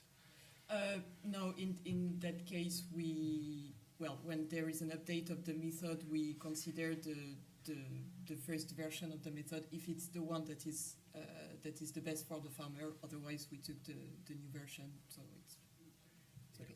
Yeah, that's been probably the biggest question we've had from engagement with farmers is, people, because often the people who turn up at these events are interested, engaged, are early adopters, and that cohort, how do we look after them?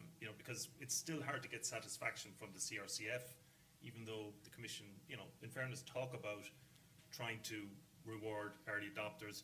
It's not obvious yet that they are being facilitated. It's a difficult one. Have we any more questions, burning questions? Catherine? Yeah, I do. So I agree fully with Stuart. Has a very much of a glass half full perspective, and that's the way we have to go forward. And I work with a lot of people here.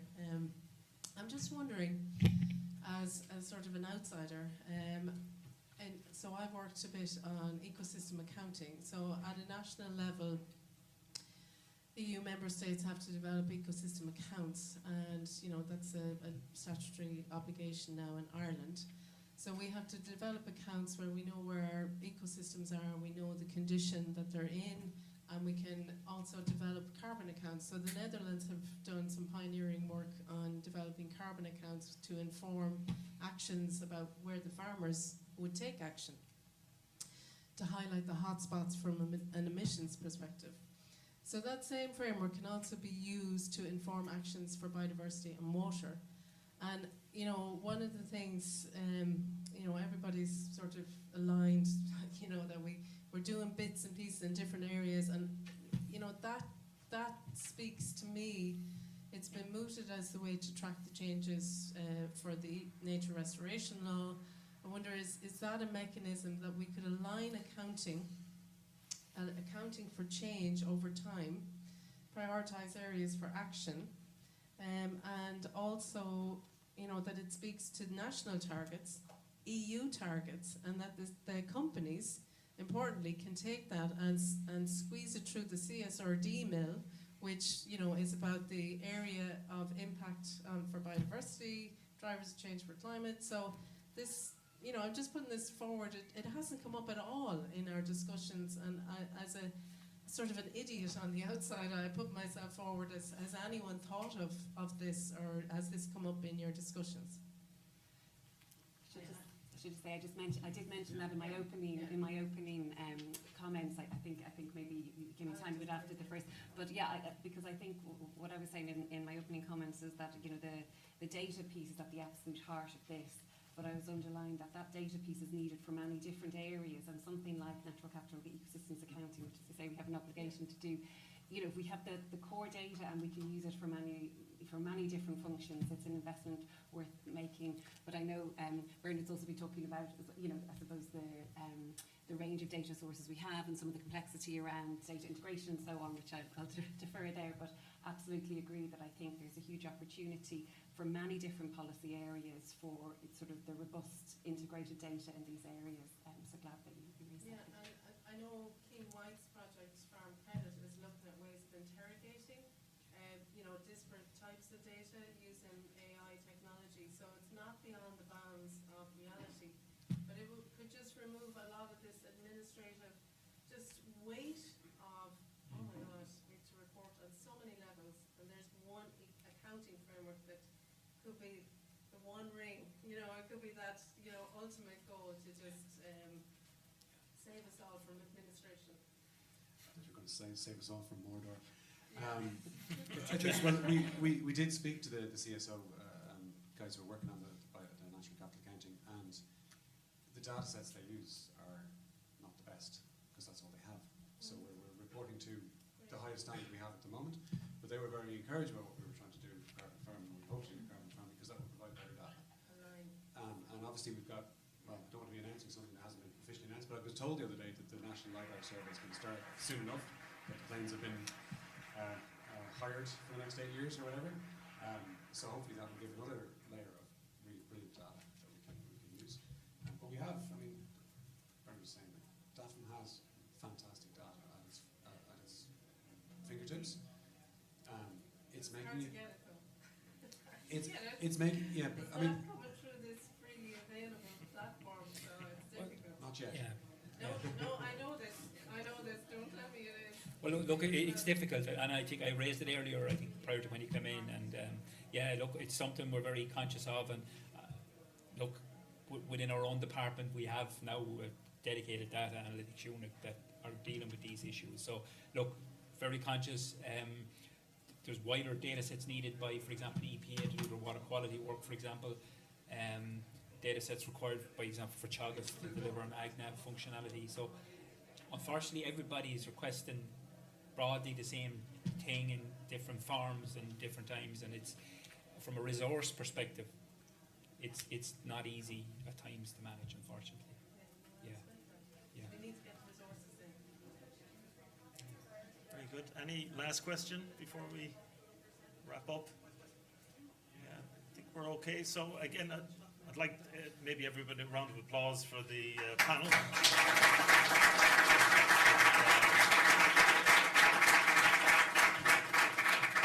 Yeah, so thanks for the admin people, Martin et al, for facilitating, and thanks to you. So, and if you have any feedback, you can catch us around or get in touch with us. And thanks very much for the Menti information. Thank you. Sure.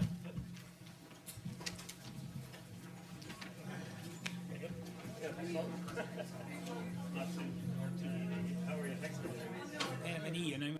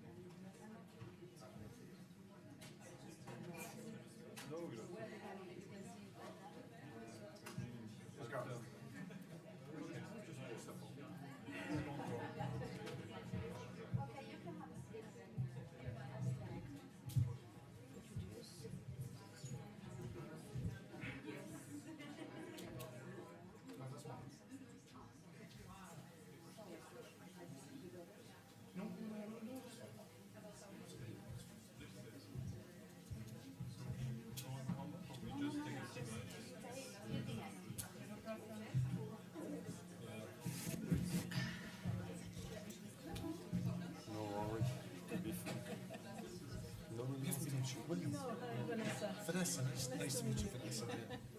Hello, I'm the farmer. Okay.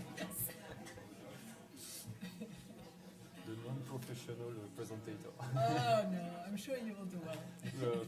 Not very stressed. I'm the second farmer. Okay. So you haven't got that. You haven't got that stage. Yeah. Is that the excuse here? What? The conference. Yeah. When you're farmers, Oh yes, in like, case, yeah. case The we get presentation is bad. We are farmers, sorry.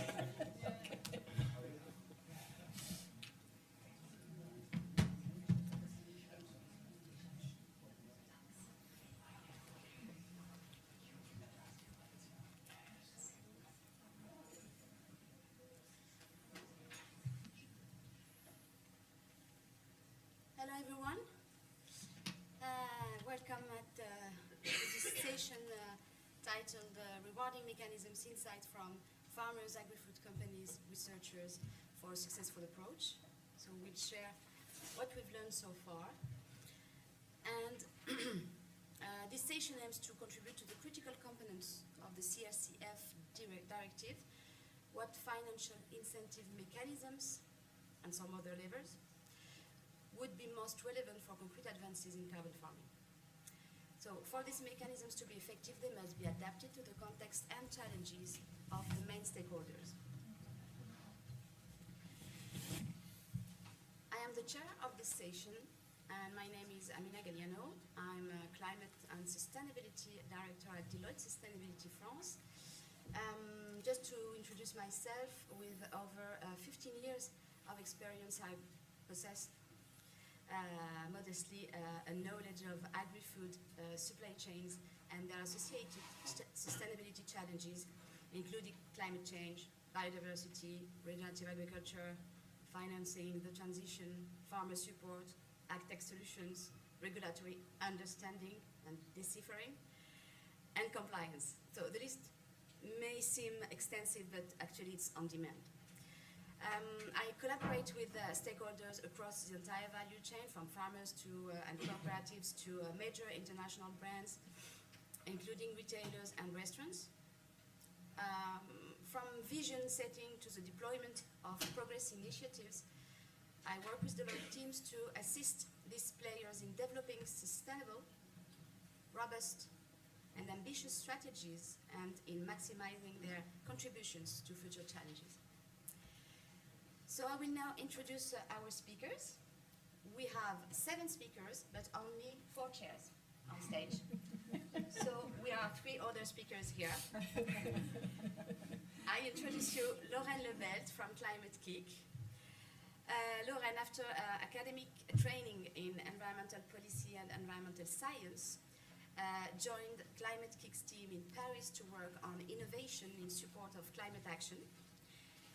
She now co-leads Climate-KIC's agri-food systems team as part of our resilient and climate-neutral region cluster. She works on land use, agriculture, and nature-based solutions in EU projects that support system transformation and collaboration across research, policy, and value chain actors. As part of the Clean Farm and Climate Farm Demo projects, she specializes on rewarding mechanisms for climate-smart agriculture, scaling approaches, and synergy development across initiatives. Can we move to the next slide, please? I know it's me. Sorry. Yes. Here we can see the faces. Julia Pacmino-Murillo from the Ecologic Institute, researcher in the agriculture team at Ecologic Institute in Berlin. Her work focuses on carbon farming, rewarding mechanisms, and climate change mitigation and adaptation. She holds an MSc in forestry systems transformation from the Ebersfeld University for Sustainable Development in Germany, with a background in agro-environmental engineering. She specializes in agricultural land use and policy adoption. Dr. Suzanne Reinders. You wear, my friend, many hats and thus occupy several roles. So let me introduce Dr. Suzanne Reinders, head of Soil Carbon International Research Consortium and the linked ORCASA project. She holds a PhD in plant breeding and a Master of Management from Schema Business School. She's working at INRAE's headquarters in Scientific Directorate for Environment in the position of Head of International Priority Program Soil and Climate. Now, Vanessa. Vanessa is Senior Director of Sustainability for Europe at Mondelez International, with over 20 years of experience in marketing, brand management, and sustainability.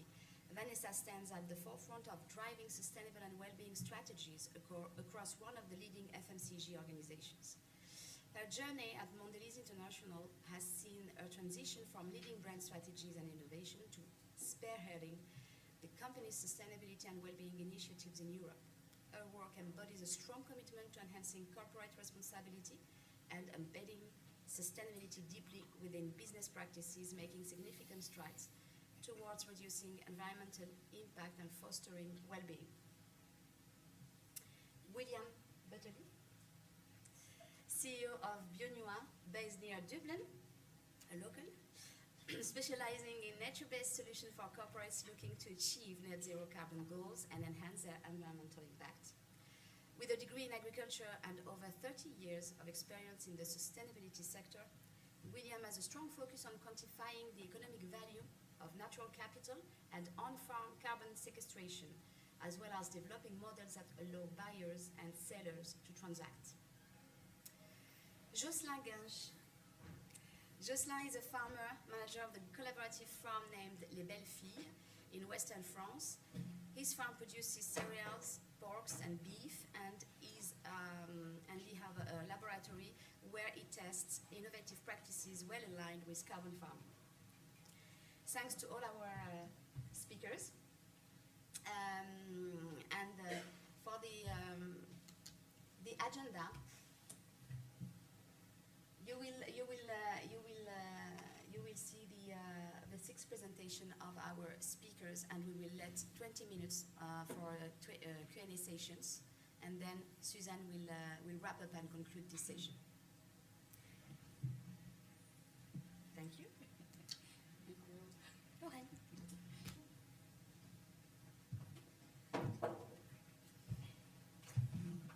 Good afternoon, everybody. My name is Lorraine Lebelt. I work for Climate-KIC, and together with my colleague Julia Pazmino of Ecologic, we are going to talk about some first results that we got from a project called Climate Farm Demo, funded by Horizon Europe. And also we are going to show you a few insights and figures about the current context in terms of support that goes to climate-smart agriculture in Europe. This is under the context of that project. We are going to give you an overview of rewarding mechanisms for farmers that are acting in support of at the adoption of climate-smart farming practices. With first a definition of what we mean by rewarding mechanisms, then the categories that we define and use as part of this project to support capacity building and knowledge sharing. We'll have a look at a few figures and at the current financing gap for agriculture in Europe. We'll give you some ideas from the example of France, because I'm French, so I like talking about France. And then ideas for blended finance approaches. But first, I will give the floor to Julia for an overview of rewarding mechanisms. Yeah. Hello, everyone. So, Julia Pazmino, has already said. And in the context of Climate Farm Demo, we have been analyzing what do we mean by rewarding mechanisms. So we are using this approach that rewarding mechanisms are instruments that support farmers to do a transition into climate-smart agricultural practices. This means that farmers are being rewarded for implementing specific actions and delivering desired outcomes. This kind of rewarding mechanisms can be sorted by different approaches, being public, private, or public and private, as we have already heard many times during these days. Also, we have different kind of rewarding methods, being action-based or result-based, as well as the type of rewarding that can be ex ante or ex post. In the context of Climate Farm Demo, we did a general categorization, so understanding the state of the art of rewarding mechanisms at European level. And to get to this general categorization, we based our work in a series of surveys and also literature review. And in the end, we came out with three main categories, which are monetary, supportive, and regulatory and policy rewarding mechanism category. By monetary category, we mean, as its name says, that is the monetary reward, so economic approaches that farmers can receive for implementing climate-smart agricultural practices. By supportive, we mean the voluntary approaches that a farmer can take, but is not focusing on the economic approach. And by regulatory, we are meaning the policies or laws that can enable farmers to adopt these practices.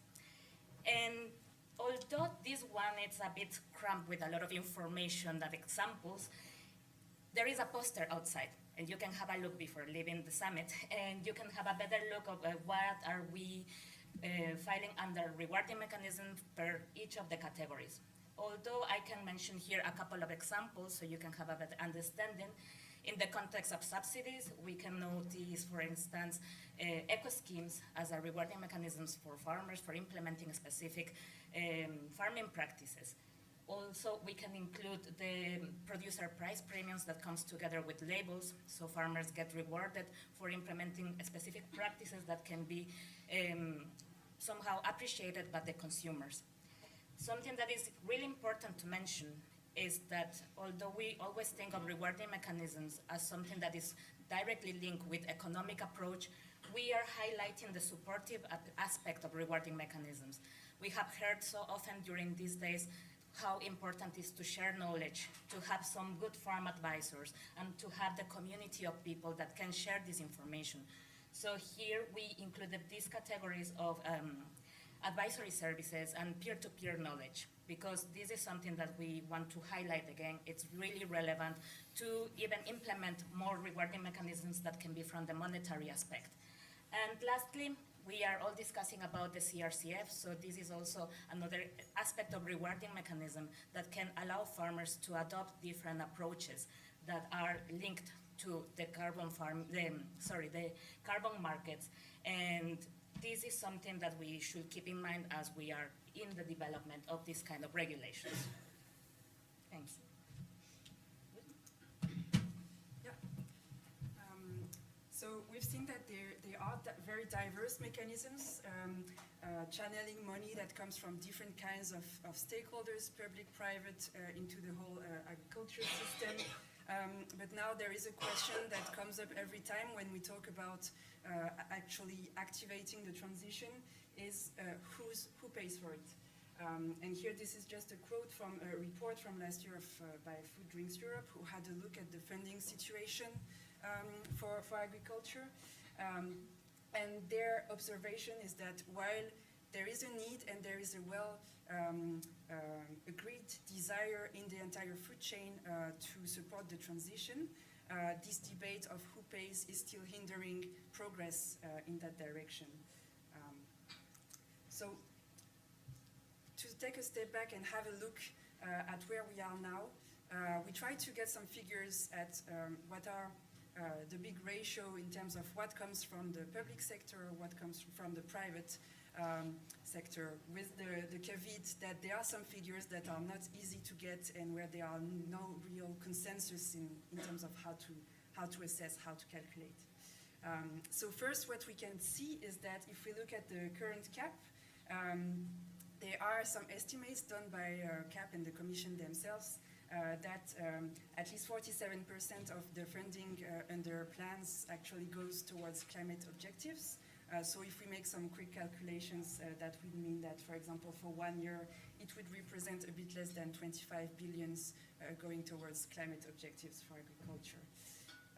And on the other hand, if we look at the figures for the global voluntary carbon market, so not only in Europe, but for the whole world, in 2022, when the market was at its peak, in terms of size, it was assessed at around $2 billion US dollars. And if we look especially at what, like the credits that are affiliated with the agriculture sector, it represents more around 38 million euros. So there is a discrepancy here, but then starting to fill that gap, there is also, of course, a lot of investment being made in value chains by businesses, and we don't have a very precise figure for that. We know it's increasing, but we don't have a comprehensive assessment yet. And that being said, we also know, of course, that there is a growing funding gap in agriculture, including for specific actions dedicated to climate and environmental actions. So coming to France, I wanted to show you this work in progress of a study done by Institute for Sustainable Finance in France that was shown last week at the International Agriculture Fair in Paris. So they look at some of the main levers to fund the agriculture transition in France at the moment, and what are the levers and barriers that are at play. So of course there is CAP, there is a lot of public funding, but it also has a lot of conditionality, and it doesn't really have a holistic approach. Some of its funding is very siloed. Then there are the banks that are developing more and more offers to support farmers in terms of sustainability, but they are more targeting investment rather than operation cost, so that this can be a barrier. And of course, they are also getting involved now in voluntary carbon markets. And finally, there are the value chains where there is more and more investment, but there are also remaining questions. So of course there is value creation opportunity in terms of supporting resilience of value chains, but there are also questions regarding not only agri-food businesses, but also retailers and consumers, and how to distribute the risk and the value creation across these different actors. Because of course, when a farmer wants to engage in climate transition, they don't have one very simple type of cost. They have a whole range of different costs and investment to make. So we may want to take approaches where we combine different types of funding for different types of actions. And this is from WBCSD. I won't go over everything, but for example, if a farmer wants to invest, then a mechanism that lightens interest on loans can be something interesting, while for knowledge development, technical support, innovation research grants could be more interesting. There are also projects such as our friends from Soil Values that look at how to combine different financing mechanisms and also technical support at different stages of the transition for a farmer. There are very different needs depending on whether a farmer is just at the beginning of the transition process or whether they are more advanced. So again, you may want to have different mixes between public and private funding and support, concessional or commercial, depending on the step and on the level of progress. So I won't go into more detail. I will leave the floor now open for our other presenters, but just a few notes on recommendations to wrap up. We've seen that there are lots of different mechanisms, but there are still limited incentive for a holistic approach to transition in the field of agriculture. There are supportive measures, but they are still insufficient to really engage farmers in that transition process. There is also still limited articulation between different rewarding mechanisms and instruments. Most of them are still targeting larger farms rather than smaller farms. And in terms of climate adaptation, resilience is often mentioned as a co-benefit, but there is no mechanism that pointedly supports adaptation except for a few insurance mechanisms, whereas this may become a need in the very near future. And of course, the issue of supporting first movers, we have mentioned that many times already, so I won't go longer into that. But thanks a lot. I think now I can give the floor to Suzanne and give the clicker. Thank you very much.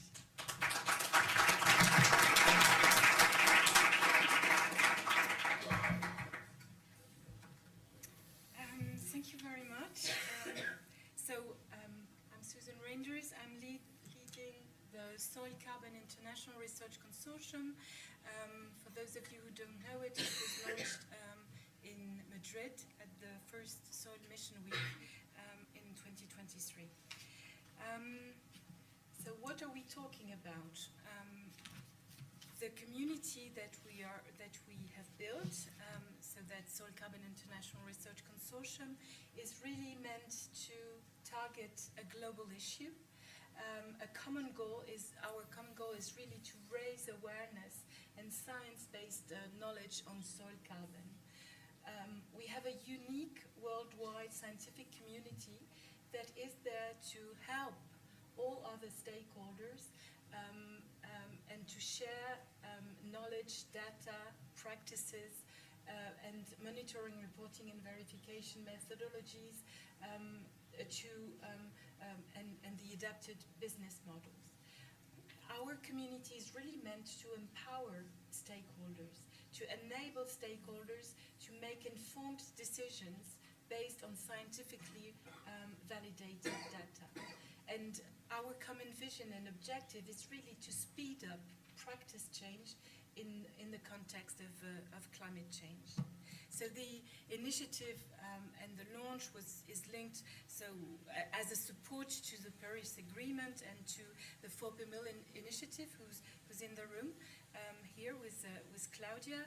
It's an international research consortium that is prepared by a European-funded coordination support action called ORCASA. As I said, to raise awareness and so on. We are 12 partners, 6 in Europe and also 6 around the world. We work with ambassadors. I'll show that a bit later. We already have a number of signatories, so you'll see that we have more of them in the research college, but that there's an explanation for that. It's because we wanted to first have some assets to share also with companies and industries before starting communication with them, but still we have some end user within our partners and 2 funding agencies. What I want to share with you today is just the outcomes of a workshop we organized in Brussels at the end of September 2024. And that policy workshop was really meant to share the thoughts of international players with European policymakers and stakeholders. So it gathered different actors, policymakers, end users involved in carbon certification schemes and presenting private as well as public schemes from the US and Australia on carbon certification. We had 140 person on site and more than 180 online. And we got very positive feedbacks from that expert group and also from the Global Research Alliance on Greenhouse Gas, which I met a few days later. And we have produced a policy brief, which you can find at the entrance of the summit. We've just printed it recently. So our aim was really to gather those actors and include special guests to present and discuss in that context of the planned regulation.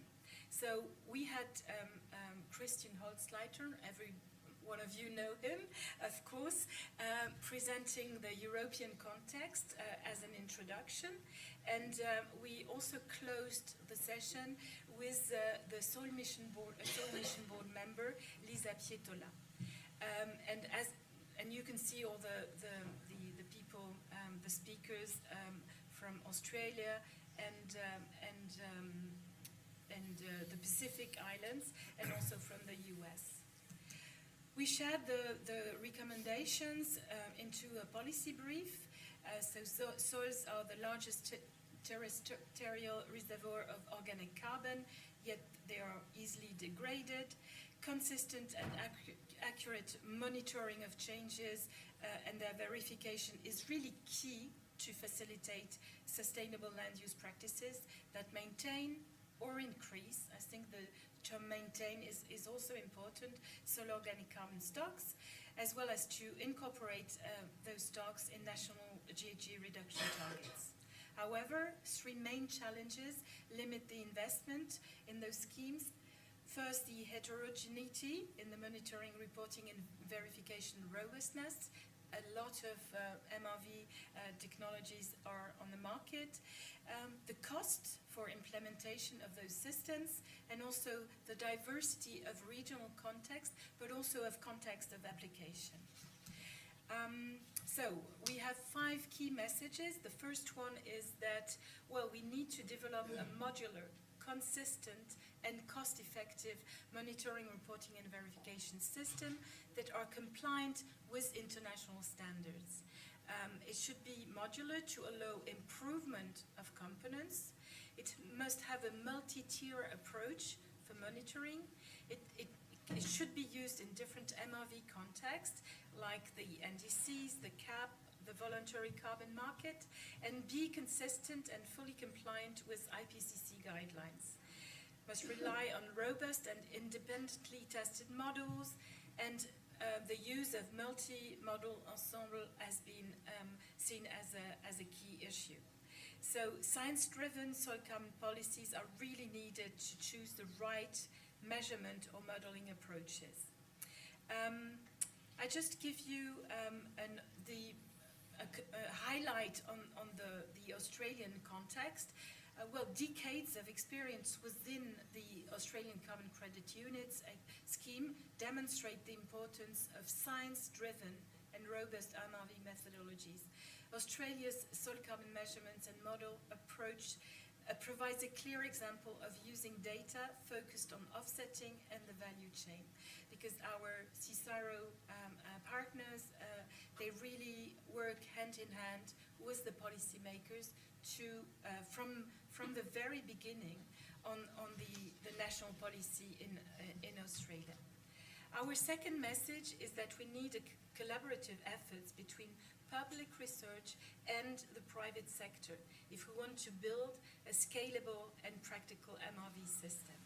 So public research should be taking responsibility for model development, calibration, validation, whereas private sector could integrate these models into end-user platforms.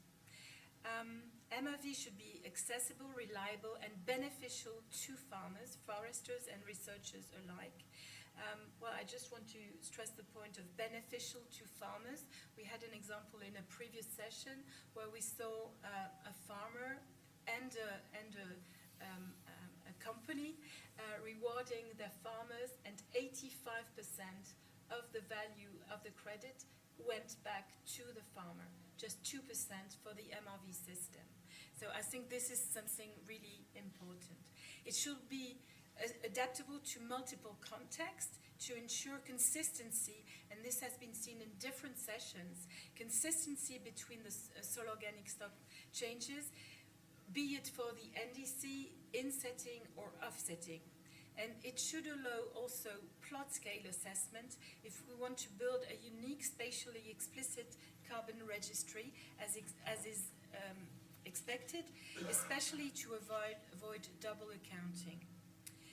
And it should offer also the flexibility to combine practice-based through as well as result-based payment. This has been mentioned in the first session. And within the United States American carbon context, what was highlighted is that USA focuses on voluntary carbon markets and Scope 3 emission reductions, with significant investment in monitoring, reporting, and verification infrastructures and technical guidelines. So we need also those technical guidelines. Federal and state level initiative, they support voluntary carbon market, leveraging sufficient investment in monitoring and climate smart agriculture. Our key message 3 is that MRV systems should link carbon sequestration with agronomic strategies. And what was said also by Lorraine, it's just not carbon sequestration, but it's also adaptation that we should take into account. So MRV tools should include a decision support system linking carbon sequestration with the agronomic strategies from the farmers, and provide a clear vision of the power dynamics in the monitoring, reporting, and verification value chain. This probably will be part of another talk. And assure that those incentives provide equitable revenue distribution.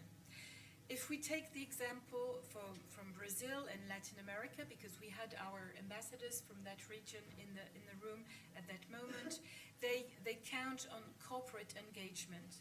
Many Brazilian companies are starting soil regeneration programs influenced by the environmental sustainability. And proper MRV system for soil carbon could increase the interest of both large corporations and smaller producers in those sustainable agriculture practices. Our key message is that MRV systems should be tailored to the regional context. It should be flexible enough to adapt to regional context, be it cultural, political, or economic, and they should be tailored to them. They should envisage and be tailored to the power dynamics in the value chain and ensure stakeholders are adequately supported. And they should address those economic and policy barriers by having policymakers providing guidance on the quality of the methods, ensuring proper implementation, and developing tiered methods. I think these three messages for policymakers is key. And here I take the example of our African ambassador, Wole Fatumbi. Well, MRV is limited in Africa, and its cost can really deter investment by large companies that want to enter the carbon market. And as an example, the first African Carbon Credit Conference was only organized in May 2024, where the African Union decided on a large program for Africa on the topic, with research and data collection efforts that are really needed. And my last slide is about our last message, key message 5. We should enhance research and knowledge sharing through international collaboration. If we want to go quick, fast, and have that implementation, we should learn from others' experiences, from Australian policy, for instance, from what is happening in the States. And international collaboration is key for knowledge sharing, capacity building, and also to promote what we want to do within the Soil Carbon International Research Consortium is also to promote research alignment and foster collaboration among stakeholders. And here I will just take two examples, the one of the Pacific region, islands, where foundational investment in knowledge, capacity, and measurement systems are really needed in those regions for smallholder farmers before implementing any formal monitoring, reporting, and verification schemes for soil carbon. In Vietnam, for instance, there is an upcoming carbon market, and it's set to launch that market in 2027. However, MRV systems need further development because the crops that they're growing, like rice, for instance, are very different from what we are doing. But we can work with them on help them determine which organic material, such as biochar, can also be used in soils and how it comes into our different schemes. So thank you very much for your attention. I hope I wasn't too long.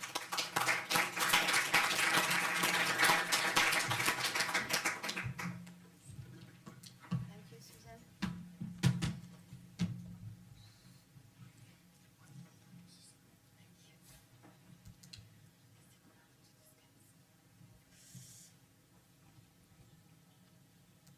So, since we are running out of time and we want to preserve the Q&A session, I will go very quickly on these first slides because it was just to set the scene. But we are at the third day of the summit, so the main message, I guess, you have them in mind. So the state of soil in the European Union, again, Thierry have explained that yesterday. We all agree, I guess, and I hope, on the imperative to transform our farming systems. And at the forefront of this necessary shift, they are the farmers, key players of this game, and we have to understand and support them in order to reach actually our collective objective. So, just regarding the agri-food companies and more broadly the agri-food value chain actors, here is a simplified scheme of the value chain. There are several actors that are not here, just to show you that they are really closely linked. They have some common interest, some of the interests are not common, and they are, crossed with two main, injunction, orders. More sustainability from the downstream to upstream, and a need of a better value distribution from the upstream to the downstream. What I want to say here is that any solution will have to deal with this scheme. we'll have to make,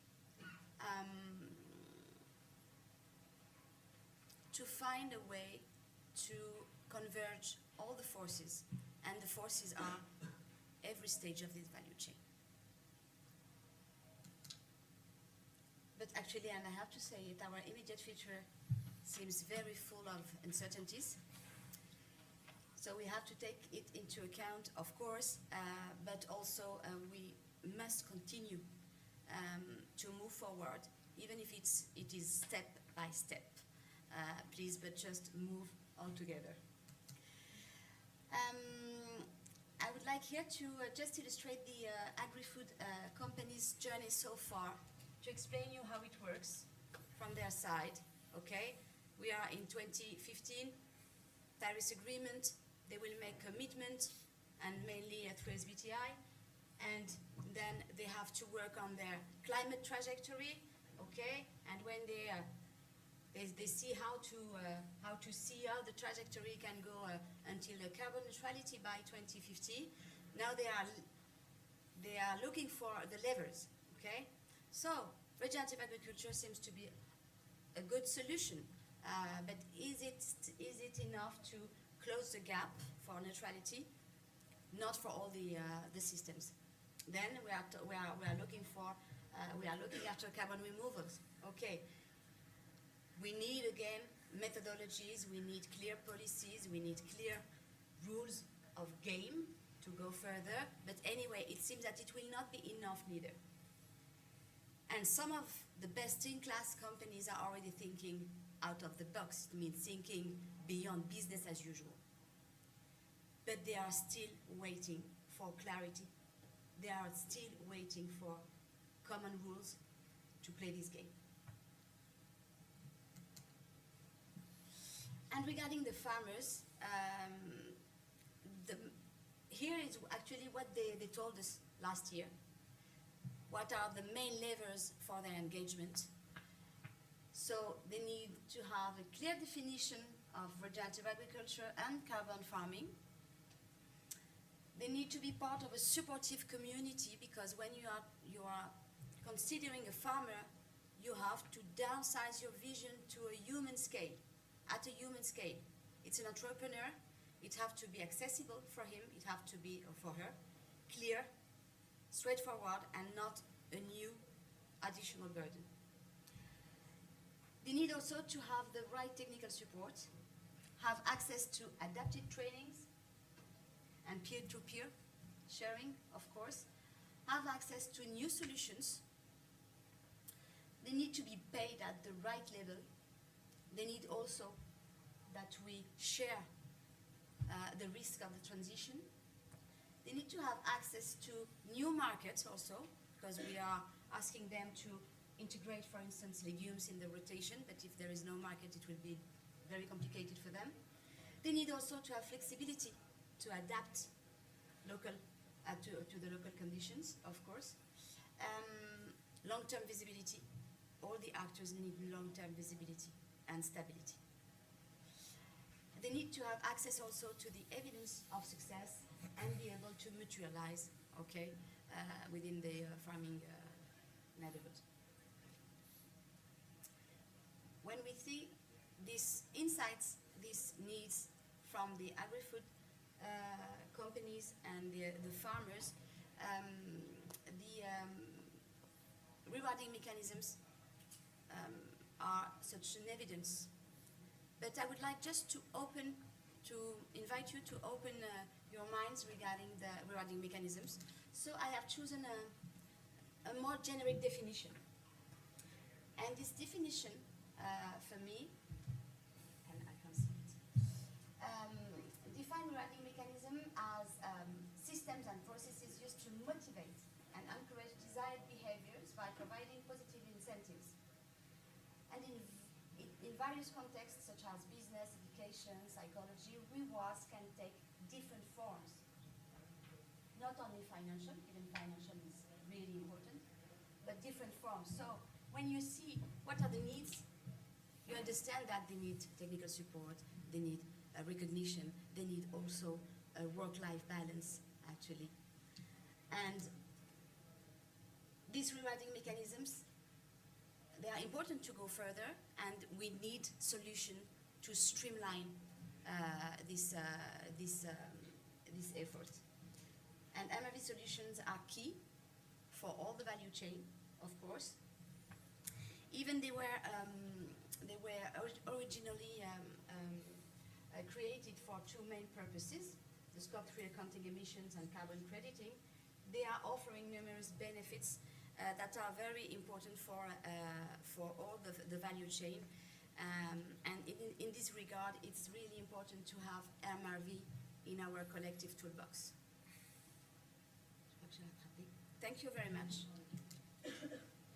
Here is our recommendations.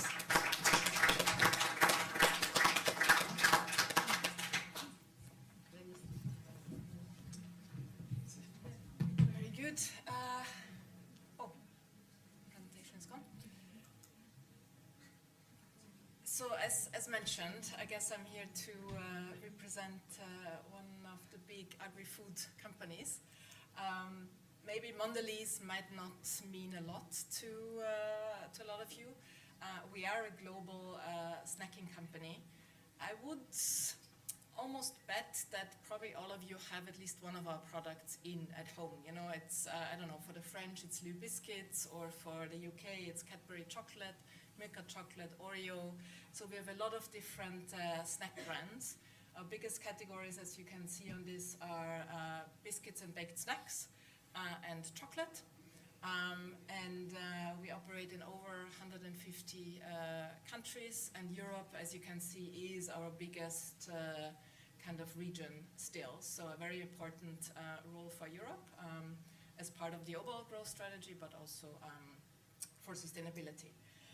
And how does sustainability fit into our company ambition and purpose? Actually, it's part of our purpose and mission. That is Snacking Made Right, which is really looking at making the right snacks for the right moments in the right way. And in the right way is where sustainability very much plays a role, both from a people and a planet perspective, how we source our raw materials, but also how we work with communities and how we mitigate climate change. So very much at the heart of the purpose of our company. And I think 2 years ago, we then elevated sustainability as the fourth growth pillar of our overall company strategy. So we have growth, execution, culture, and sustainability as the 4 growth strategies to really ensure we link what is critical for the business, but also the communities we operate in. And overall, that brought us to an overall sustainability strategy that we are going after globally.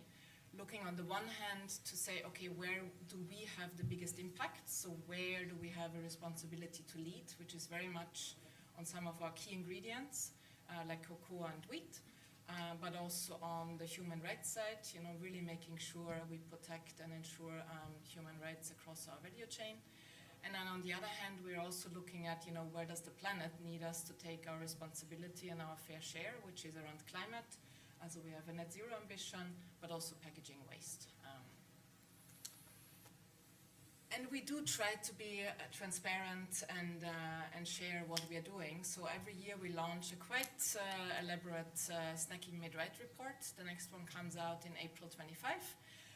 And here are some of the examples when it comes to sustainability in terms of goals and what we are going after. What is most important, I guess, for this forum is we do have a sustainable ingredients pillar where we're looking at, you know, rolling out key sourcing programs on ingredients like cocoa, palm, wheat, especially for Europe. And then climate is the other one. I mean, talking about carbon at this conference, we do have a net zero ambition for 2050, and we also have a midterm goal, as you can see, for 2030.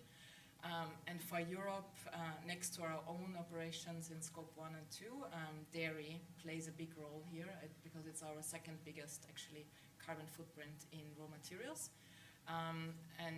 Because we have both a lot of milk chocolate, but also Philadelphia meals, milk plays an important role here. So when it comes to remuneration and programs, so I guess there's 2 things that come to mind. One, as I said, the signature program that we have in Europe, we call Harmony. It's focused on sustainable wheat sourcing. And I would say to combine what we're doing with the learnings, I mean, this program exists since 16 years. I think we started in France with 70 farmers outside of our factory in Nantes. And now we're operating in 7 countries with over 1,100 farmers sourcing, I think, about more than 400,000 tons of wheat across Europe. And what we learned along the way and how we have evolved the program, you see on the bottom that in 2022 we launched our Vision 30, which actually now is also rolling out regenerative agriculture practices. So the program always had climate mitigation and biodiversity at the heart. And we always tried to work with the whole value chain. You know, we don't buy directly from farmers, as you can imagine. I think somebody showed the wheat chain earlier today. We buy flour from millers. So there's the miller, there's the cooperative, and then there's the farmer. On dairy, there is a supplier, and then there's the farmer. So we are, 2 or 3 times removed. But we are trying to build our programs together with the whole value chain. So on Harmony, we have a charter that has evolved over time, which has different practices that we ask our farmers to implement. And part of the remuneration, I think today we heard monetary, yes, is linked to implementing certain practices, and we pay a premium for it. But we also pay a premium. The premium is not just on practices, it's also on outputs, so results. So we measure, and again, this is where then common measurements and standards come in. We are working with a lot of external experts to help where, I guess, definitions are missing, like regenerative agriculture or biodiversity. We have a council where we have INRAE, SII, other experts, farmers and NGOs that help us to define as good as we can at this point, what practices help us, what measurements can help us, and to implement it. The other thing we do, and we talked about transition, is we launched a Harmony Academy, because yes, we also have supportive, I guess, remuneration in the sense of we provide digital and on-the-ground training for the farmers. It also gives a bit of that community aspect, because if you have an issue on your farm or a problem, you have a question, you can ask the community. So there's a lot of exchange across the Harmony farmers. And then the other piece we are doing is research and innovation. So, investing in, more resilient crops, but also trying to see, can we prove sustainable wheat is more quality wheat, which then in the end also helps, with the consumers and our customers. So we're really trying to build or have evolved the program more and more to a holistic program over time. And overall, I think we see quite good loyalty with the, like I said, we don't have access to the farmers, but I think 80 to 90% of our farmers are reoccurring year on year. So we do kind of have long-term relationships with them to be able to track the progress, because yes, you can't track from one year to the other biodiversity or regenerative agriculture impacts. And then on dairy, we have a program since 5 years, I think. There it's more, I would say, clear-cut on carbon emissions, so animal welfare, but also other initiatives. And we are also remunerating our farmers there. We have a playbook that we built together with our suppliers, again, on practices to implement and what can help. And we're also seeing there how we can improve. Again, we're not perfect. Looking at learnings and challenges, I think the whole who funds what, I think, is definitely a big question. We're happy to play our part, but we're also realistic that we cannot support the whole transition. So really looking on how we can all work together, looking at more pre-competitive collaborations, because again, crop rotation, we need one of them. There's another 4. So I think there's a lot of ways, and we heard a lot in the last 2 days on how we can get even better and move forward. And regulation, yes. I mean, for us, working as a global but also European company, anything that brings standards, consistency, only helps us, because in the end, we don't want to, for the sake of differences, implement different measures, as much as we want to give flexibility on, each of the countries and areas to include the practices that they need. That's me. Thank you very much.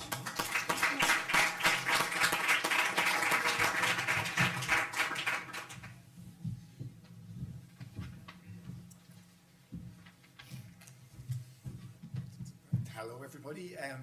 Good afternoon, and welcome to Dublin. Thank you, Vanessa. So, my company is Bionura. We're an Irish-based company. As you can see on the screen, we develop nature-based solutions, and we sell to corporates. Our corporate customers generally tend not to be in the value chain of the produce. They tend to be corporates that are looking to rebalance their climate environmental footprint. Generally, they are not the manufacturers and process buyers from agriculture. They haven't been, for what we're doing, they haven't been the first adopters.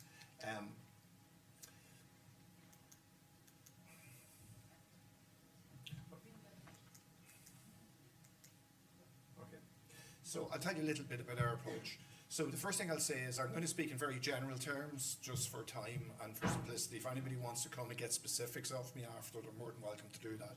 The first thing I'll say, everything we do is science-based, and we really appreciate standing on the shoulders of all the people like Dr. Susanna and the researchers from Ireland. They guide everything we do. But at the end of the day, we're a commercial company. And I would like to just explain the realities if you're involved in carbon farming.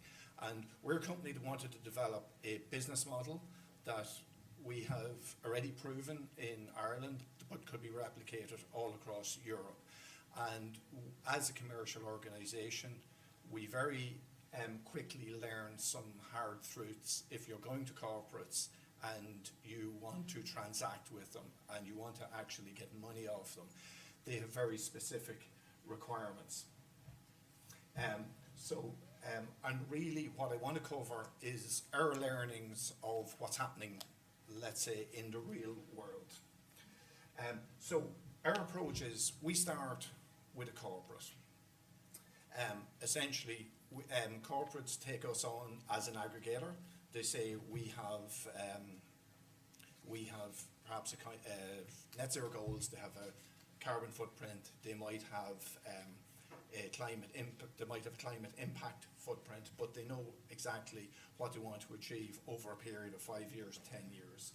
And they task us to go out and bring a solution back to them. So our journey starts with the corporate. And I think it's essential that people understand, if you're going to ask a corporate to buy credits off you, whether they're carbon credits or nature capital credits that we sell, it's very important to understand what's important to the corporate. I just say that we sell nature capital credits, so essentially that is the carbon that's been captured and stored in the soil in a given year, and also the biodiversity and nature co-benefits that happen around that. First thing, really two things that matter to corporates is additionality. So the only way that they're prepared to write a check at the moment is they want to be responsible for the action on the ground. So that's additionality. The second biggest concern they have is permanence. So they're looking to get involved in projects we always have 35-year contracts, 5 years revolving, so and very, very clear criteria on it. So that cover for them, the additionality and permanence is, and then of course assurance and compliance. So what we find is that a lot of the corporates coming to us, they have their amazing sustainability people working for them. They have done their audits. They have a standard to which they have delivered those sustainability reports, and essentially they understand whether it's ISO, SBTi, whatever method they're using, they want to have a method with the same rigor in the nature-based solutions they're buying. So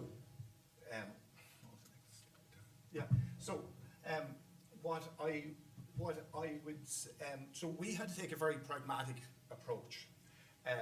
of course, we all understand that farming in Europe at the moment, you need to understand two things. One, that most farms are quite small in size. Of course, there are big grain farmers in parts of Europe, but in Ireland and for the most part in Europe, farms are small in size. So you need very much to keep that in mind. The second thing is that the second thing that's really important is about how decisions are made around that. So if we take a very simplistic approach, you'll see we have some figures there. We take CO2 emissions. We're not talking about methane at the moment. So we can say roughly, you can see from our diagram the CO2 emissions from both cattle, sheep and tillage. So if we were to take a beef farm at the moment, essentially if you were to climate farm and dedicate 25% of the land, so if you had 100 hectares for easy figures, and you took 25 hectares and climate farmed solely on it and devoted it purely to removing carbon and increasing biodiversity, that would leave you essentially, that would decarbonise that farm. Now, the question is, it goes back to maybe why producers aren't engaging with us more. Often they're in a low margin business, and perhaps the corporates, whether they're in insurance, financial services, are in a better place to pay for the product we have. So maybe that's the reason. So what we wanted a very practical approach. So what we have done is we have developed IT software that allows farmers dedicate a certain portion of their land solely to climate farming, so sequestering carbon. They will take a 35-year view on that.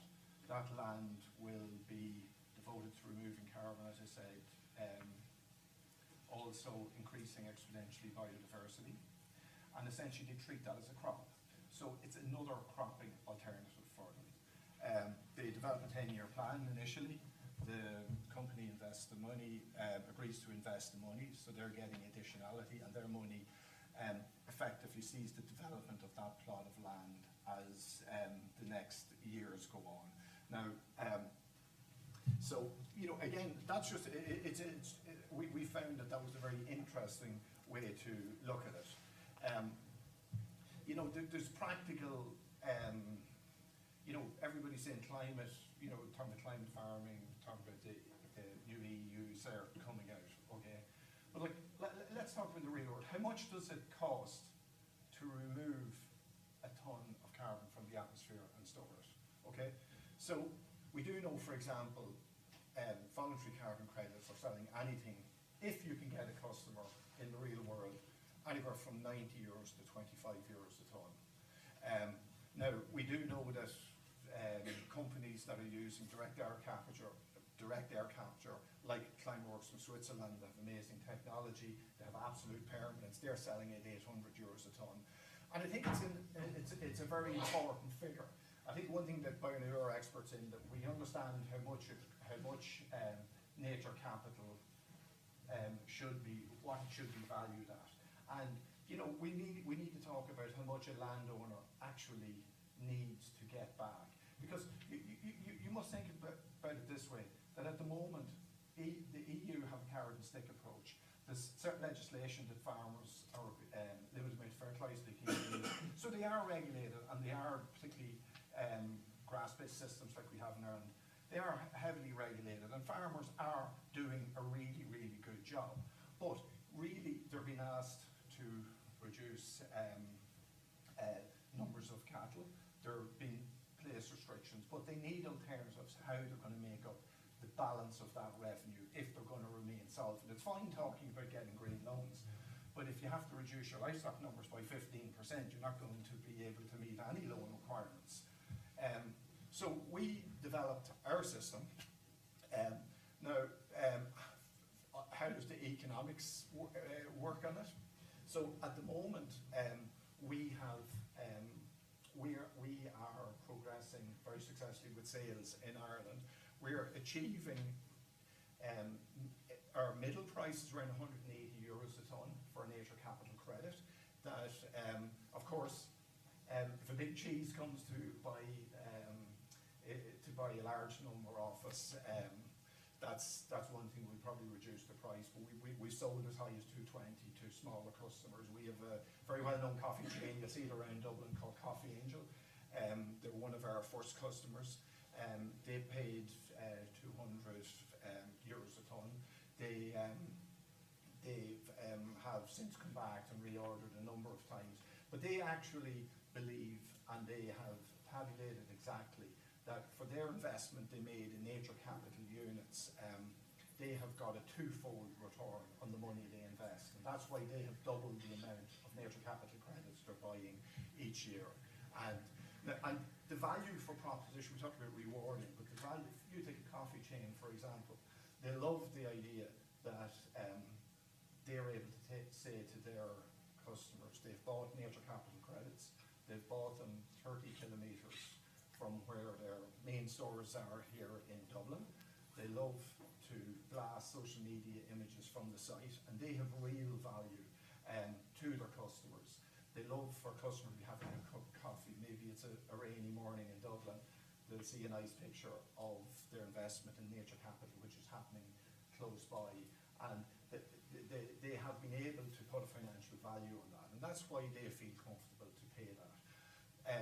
We absolutely decided to focus on the highest possible product we could offer, because we weren't going anywhere at €9 or €25 a ton. We weren't going to make money. The landowner wasn't going to make money, and so we went with the highest quality product and companies that wanted that. So I see people are pointing for the time, and again, these are just our learnings. So so you can see it there. But companies want. So what I'll synopsisize those points. Companies want their investment to be responsible for the result. Super important to them. But they also want to get a return on that investment. How we do it? Simply, our average sale, the big sales, small sales, average companies come to us 2,000 to 3,000 tons of carbon is what they require.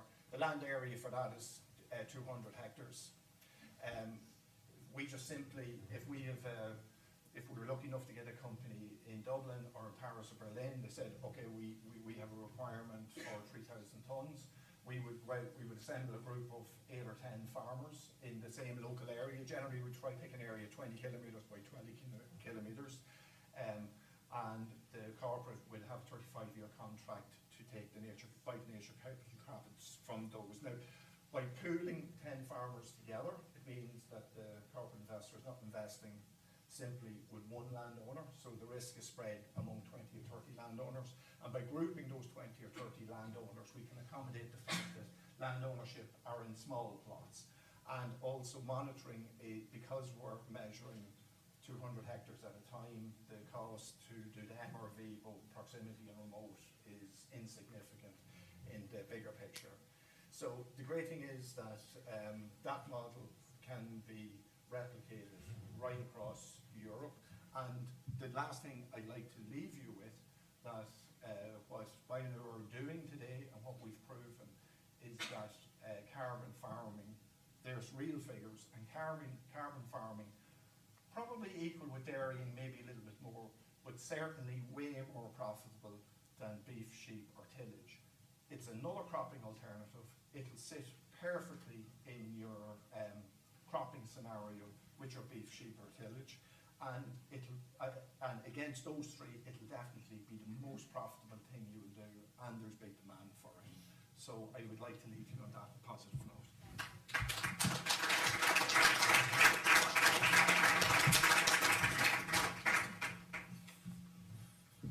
So it's my time. How much time I've got?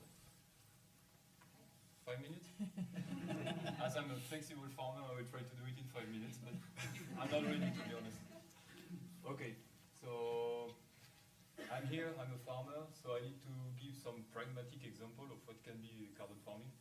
So I will try to show you what we do simply in our system, and I will also explain you why we are not today rewarded for our practice. So the name of my company is DECC, I'm probably associate with my friend Sylvain. We are located in the west part of France, and we run an 190 hectares farm. We call that mixed farm. It means that we have arable crops for about 150 hectares, and we've got 40 hectares of pasture that were temporary pasture and that are currently coming to permanent pasture. We are 2.5 on the farm. It means me, Sylvain, and a worker, and I thank him because thanks to him, we can be both of us in Dublin today. So how did we enter in carbon farming? I didn't say it, but I'm not the son of farmers, Sylvain too. We study. At the end of our study, we had the chance to go to work for companies, and that helped us to build an experience and try to create contacts. And with a network of contacts, it's always easier to try to think with, let's say, open eyes, which is not always allowed for farmers, because when you have the legacy on your back of the family farm, generally it can be difficult to change your practice. So that's why you will be able to understand why we also are able to change so quickly our practice on the farm. Another thing that is important is that we are part of groups of farmers where we exchange our practice. The idea is not only to be focused on carbon farming, but it's to be actually thinking long term, trying to stop to think about short terms, because short terms cannot help you to design a system that is sustainable from my point of view. So we implemented some practice on our farm, like we are able to drill cash crop without tillage, so we can do some kind of no-tills, as you generally said. We also developed cover crops, because without cover crops, we understood that the no-till system is not sustainable, and we know it by experience now, so I say it's painful. And finally, the most important is the observation, because farmers are working in an environment, and we are not in an industry or in a factory, I would say, sorry for my English, in a factory, so we need to work with the nature, and us as businessmen of the nature, I would say it's really a bad way to say it, we need to be sustainable. So that's why we have to be focused on sustainable practice. And that's what guides us as farmers to change our practice, to be honest. So to continue this idea of, let's try to be robust, let's try to be resilient, we implement crop rotation, and we went from 2 crops production, that was wheat and oilseed rape. We introduced spring barley because there was a market for spring barley, and that it's an important element, because we can't produce a crop that has no market. So we need to stay focused on the idea that we need a market to sell our product. We continue to grow oilseed rape, because it was the only actually reward that we can get from the change of our practice, and we can get a premium on oilseed rape. I said it, but to be honest, with the context, currently the economical context, the premium that was offered to produce, let's say, carbon-friendly or low-emission oilseed rape went so low that we personally decided to say we'll keep the practice, because we see the interest economically speaking. I will explain you later, but we don't want to write, I think it's for MRV reason, we don't want to write a lot of papers, we don't want to have to prove so many things. It's already taking so much time, the administration job on the farm, that we will just like say, okay, thank you, we just keep growing oilseed rape, and that's it. And we grow another crop that is also reducing our inputs, that is flax, and that we've got also a regional market for it, and it makes sense. So to be quick, one of the big steps that we did, it was to reduce by 60% our use of mineral fertilizer. We had the opportunities to be able to use digestate, that is the result of biogas factory, let's say, production. So we can get a large amount of it, and we replace by 60% of our mineral fertilizer by this digestate. And also, as we replace some crops, we use also less fertilizer to produce some crops. So that's helped us to be less sensitive to global fertilizer market that is currently completely crazy. And at least for us, the cash flow, we don't need to spend so much of our cash flow to buy inputs. And to be sustainable, you need also to be economically speaking efficient. And for us, it's a whole thing. We don't, from my point of view, we can't be only focused on environment or only focused on economics. We observe that in such an unstable, let's say, context in the world, to be sustainable, you need to be economically efficient and sustainable in your practice. So we at the opposite of William, we try to keep cows, and we even raise the number of cows on our farms, because we observe that pasture fit really well to our context. And historically, in our area, people are reducing the number of cows to try to grow as many cereals as they can. We bought a farm that was in this, let's say, scheme, but we faced so many agronomical problems that we understood that we should go back to what the old farmers and the old generation were doing. So that's why we are going back to a more diverse farm with more productions. And cows can allow us to produce sustainable food in natural environment, because those pastures, they don't get any inputs, and they are a big resource of biodiversity. And to go even further, we even get even more cows, because we are so fan of the cows. And and now we've got 50% of more acreage of pasture, and it's because we have cows that we can have more pasture. Because if you don't use what you produce on your fields, you lose money and you are not profitable. So it's you stop everything. I like to say that we try to produce sustainable food with passion, but it needs to be with profit. We live in we need to progress economical stability, because we are working on always on a long-term scenario or strategy. So we need a kind of economical, let's say, guarantee. I'm a little bit afraid that currently with the European Commission regarding their idea or their choice to sign some free trade agreements that will bring on our market food that is not respecting the standard that we've got, and I will have to fight with them, but I'm not able to sell my meat less than what they can propose, so I will probably lose my market if it keeps like this.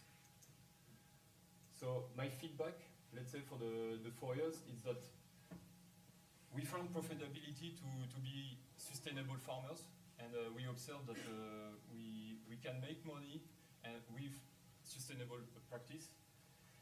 We could expect more reward, because we think that finally we are not only selling a food product, but we are selling a food product with a service, an additional service, and probably this additional service that is protecting the environment should be rewarded.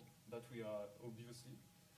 But we didn't find any scheme that fit to us, because generally when we enter in schemes and we look at premiums, for example, we observe, and that it's, sorry for you, Vanessa, it's an example that I've got, is that I tried to enter in the Lu Harmonie scheme, because I thought that would be interesting to try to use my practice to get some premium on my crops. And when I read the chart that the cooperative that I could work with gave me, I understood that actually the premium would be totally lost with the chart if I respect the total chart of the co-op, because when I want to sell Lu Harmonie ton of wheat, I need to buy the seed and all the input, let's say, protocol to this co-op, and when I see the price of those inputs, I actually lose the value or the premium that I could get to sell my ton of wheat. So I was a bit disappointed, but it has to be said, we face difficulties like this on our farming scale. But I still hope that we will be able to do something, and I really believe that we have to increase, and I'm speaking with people to say that, I really believe that we need to increase our exchange between farmers and also with the users of our product, because it's when we speak all together and that we will understand all together what we have to do to be sustainable, that we will be able to implement a sustainable, let's say, scheme. Well, that's what I can say you quickly, I guess I spoke too much already.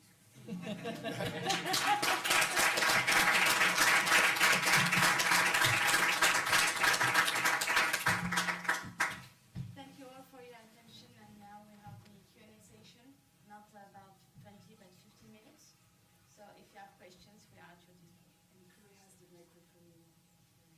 And also, if some of you want to react to the presentation.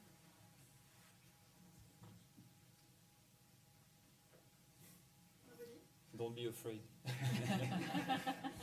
We answered all the questions. Yeah. Yes. We came to Dublin for that. Hi, I just have a small question about the Harmony training program. How does it work? How farmers participate, and how they connect to each other. Yeah, just to know a bit more how it works because it's very interesting. So we have an online platform and an app for the phone, and we usually roll it out together with the rollout of the new charter and the regenerative agriculture practices. So there is kind of a on-the-ground tour where we then go into, I don't know, France. We did the different areas. We bring the farmers together. We do some practical examples of practices and things like that. And then they get the app, the website, and there they can access virtual trainings or answer questions, and see what practice can help. Or there's also kind of a checked function where the community comes together and anybody can put a question. But the access is as part of the rollout of our charter. So everyone that's part of the program can... Yes. Yes. There was a question down there.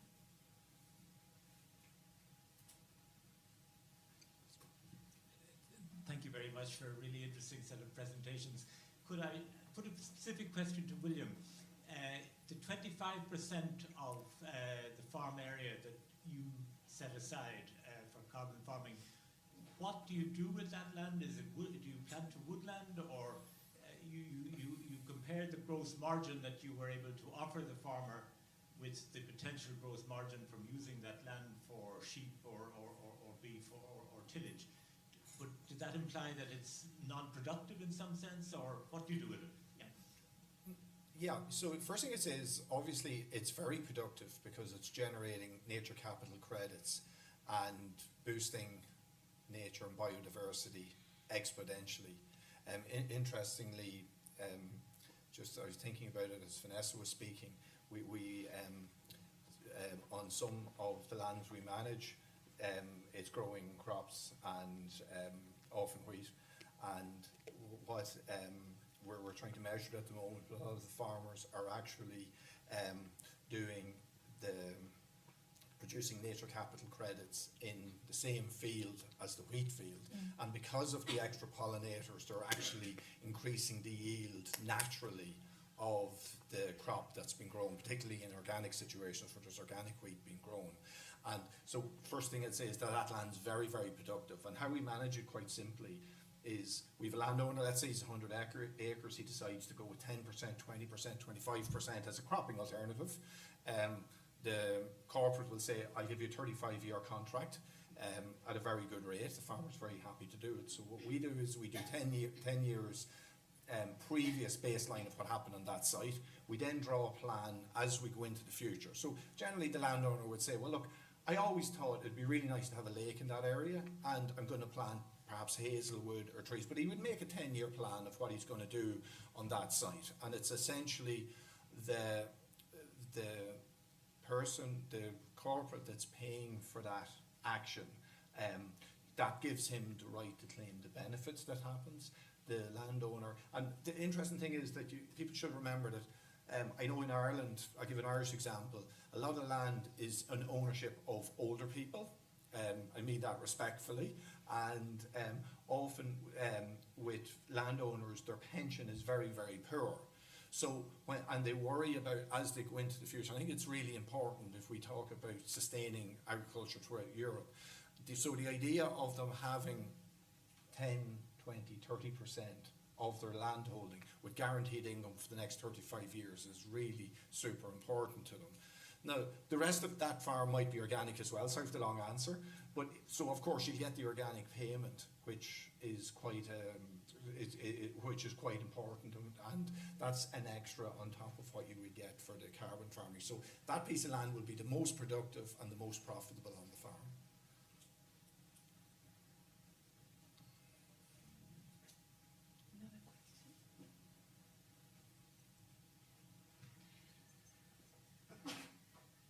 Thank you very much for every single presentation, because you covered a very broad spectrum of topics. Most of it very relevant to me, because I work for Rabobank, which is a large agricultural financier. Maybe just a selfish question, but if you look at the financing available for the transitions that you either want to see or create on your own farm, which gaps do you see and where do you think banks should step in? I really appreciated your presentation with the breakdown of the farmer financing and the examples there. I would love to know what is missing and where we, as an agricultural financier, could step in. If you want, I can start.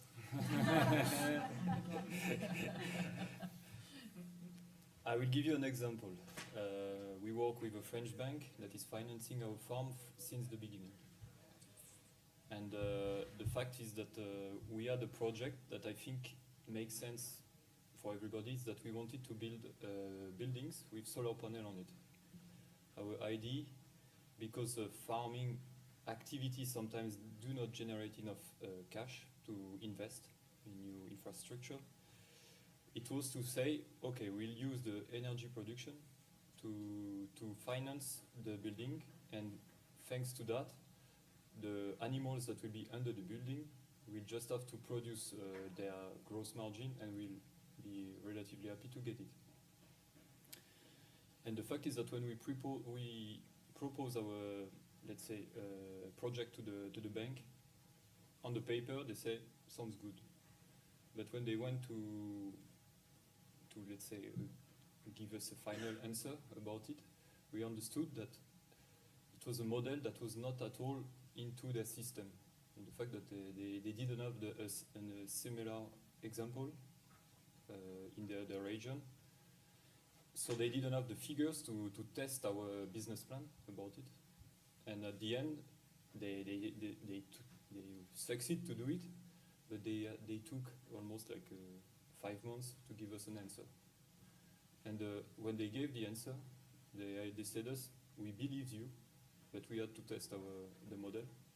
And as we have a project with innovative actions, and that there isn't any data about what we do, we feel that the risk is still, the bank they need to test, and they are not sure to take the risk to invest and to finance evolution or innovation. So I observed that, and we are an example, they did it, so it means it's a positive thing, but it's not a large, let's say, it's not the majority of those projects that can be financed because of the lack of data to test the risk, actually.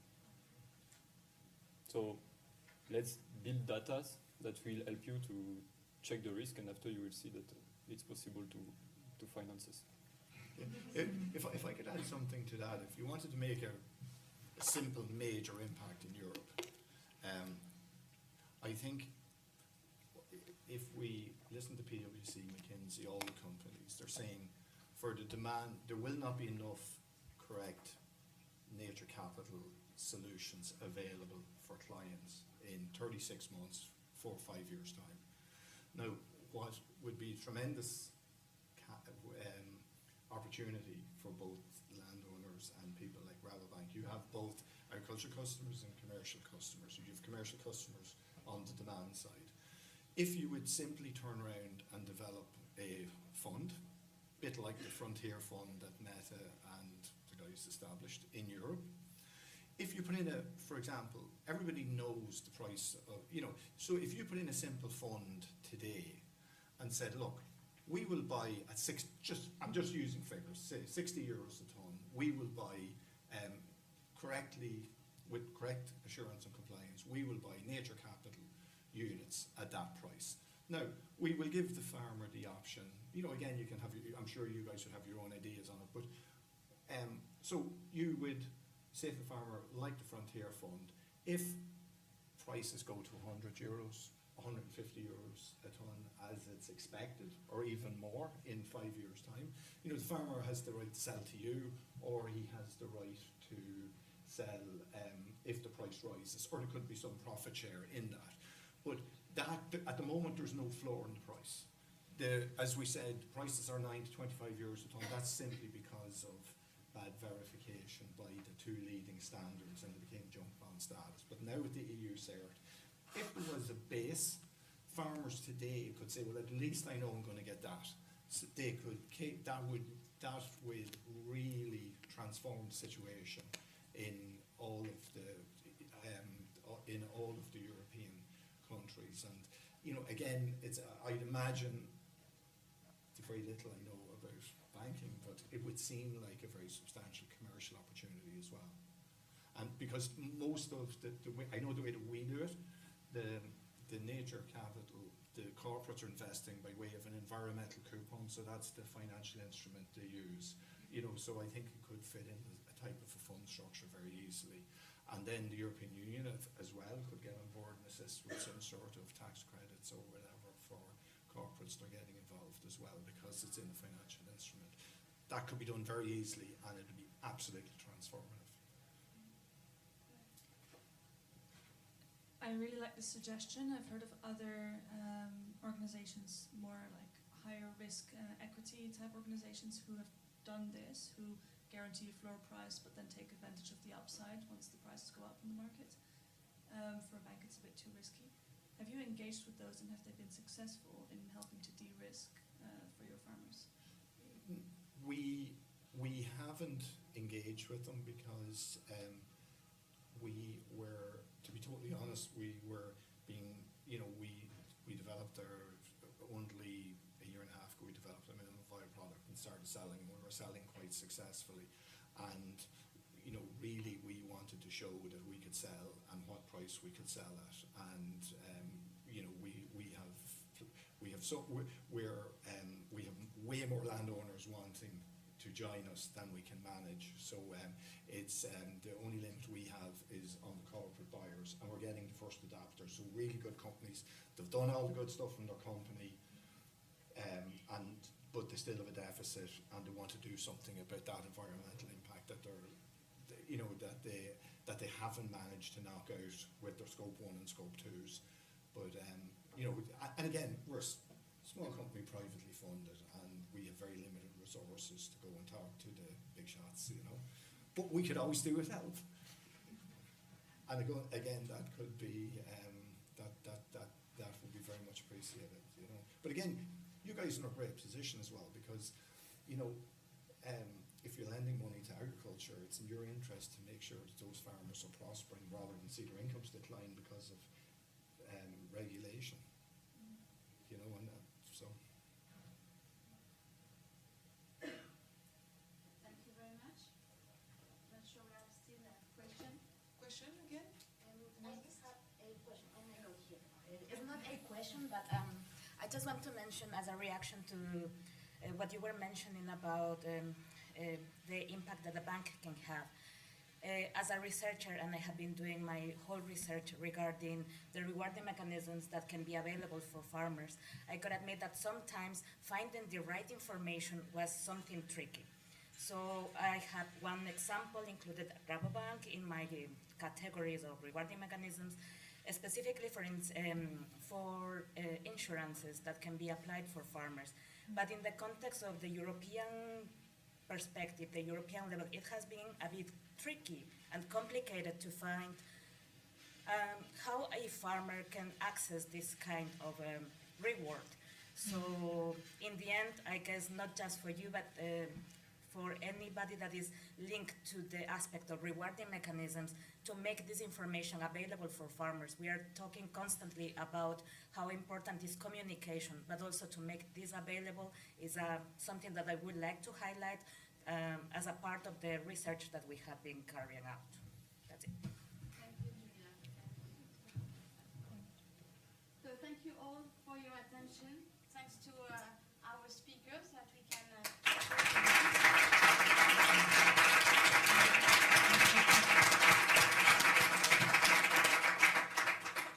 Have a nice rest of the day.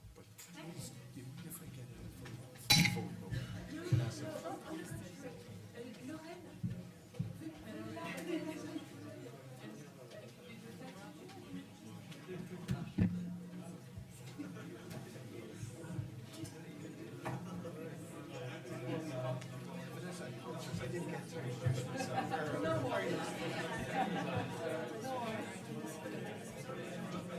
You would like to take a picture of all of us? You would like to take a picture of all of us? Maybe you have got somebody to take a picture. I can take a picture.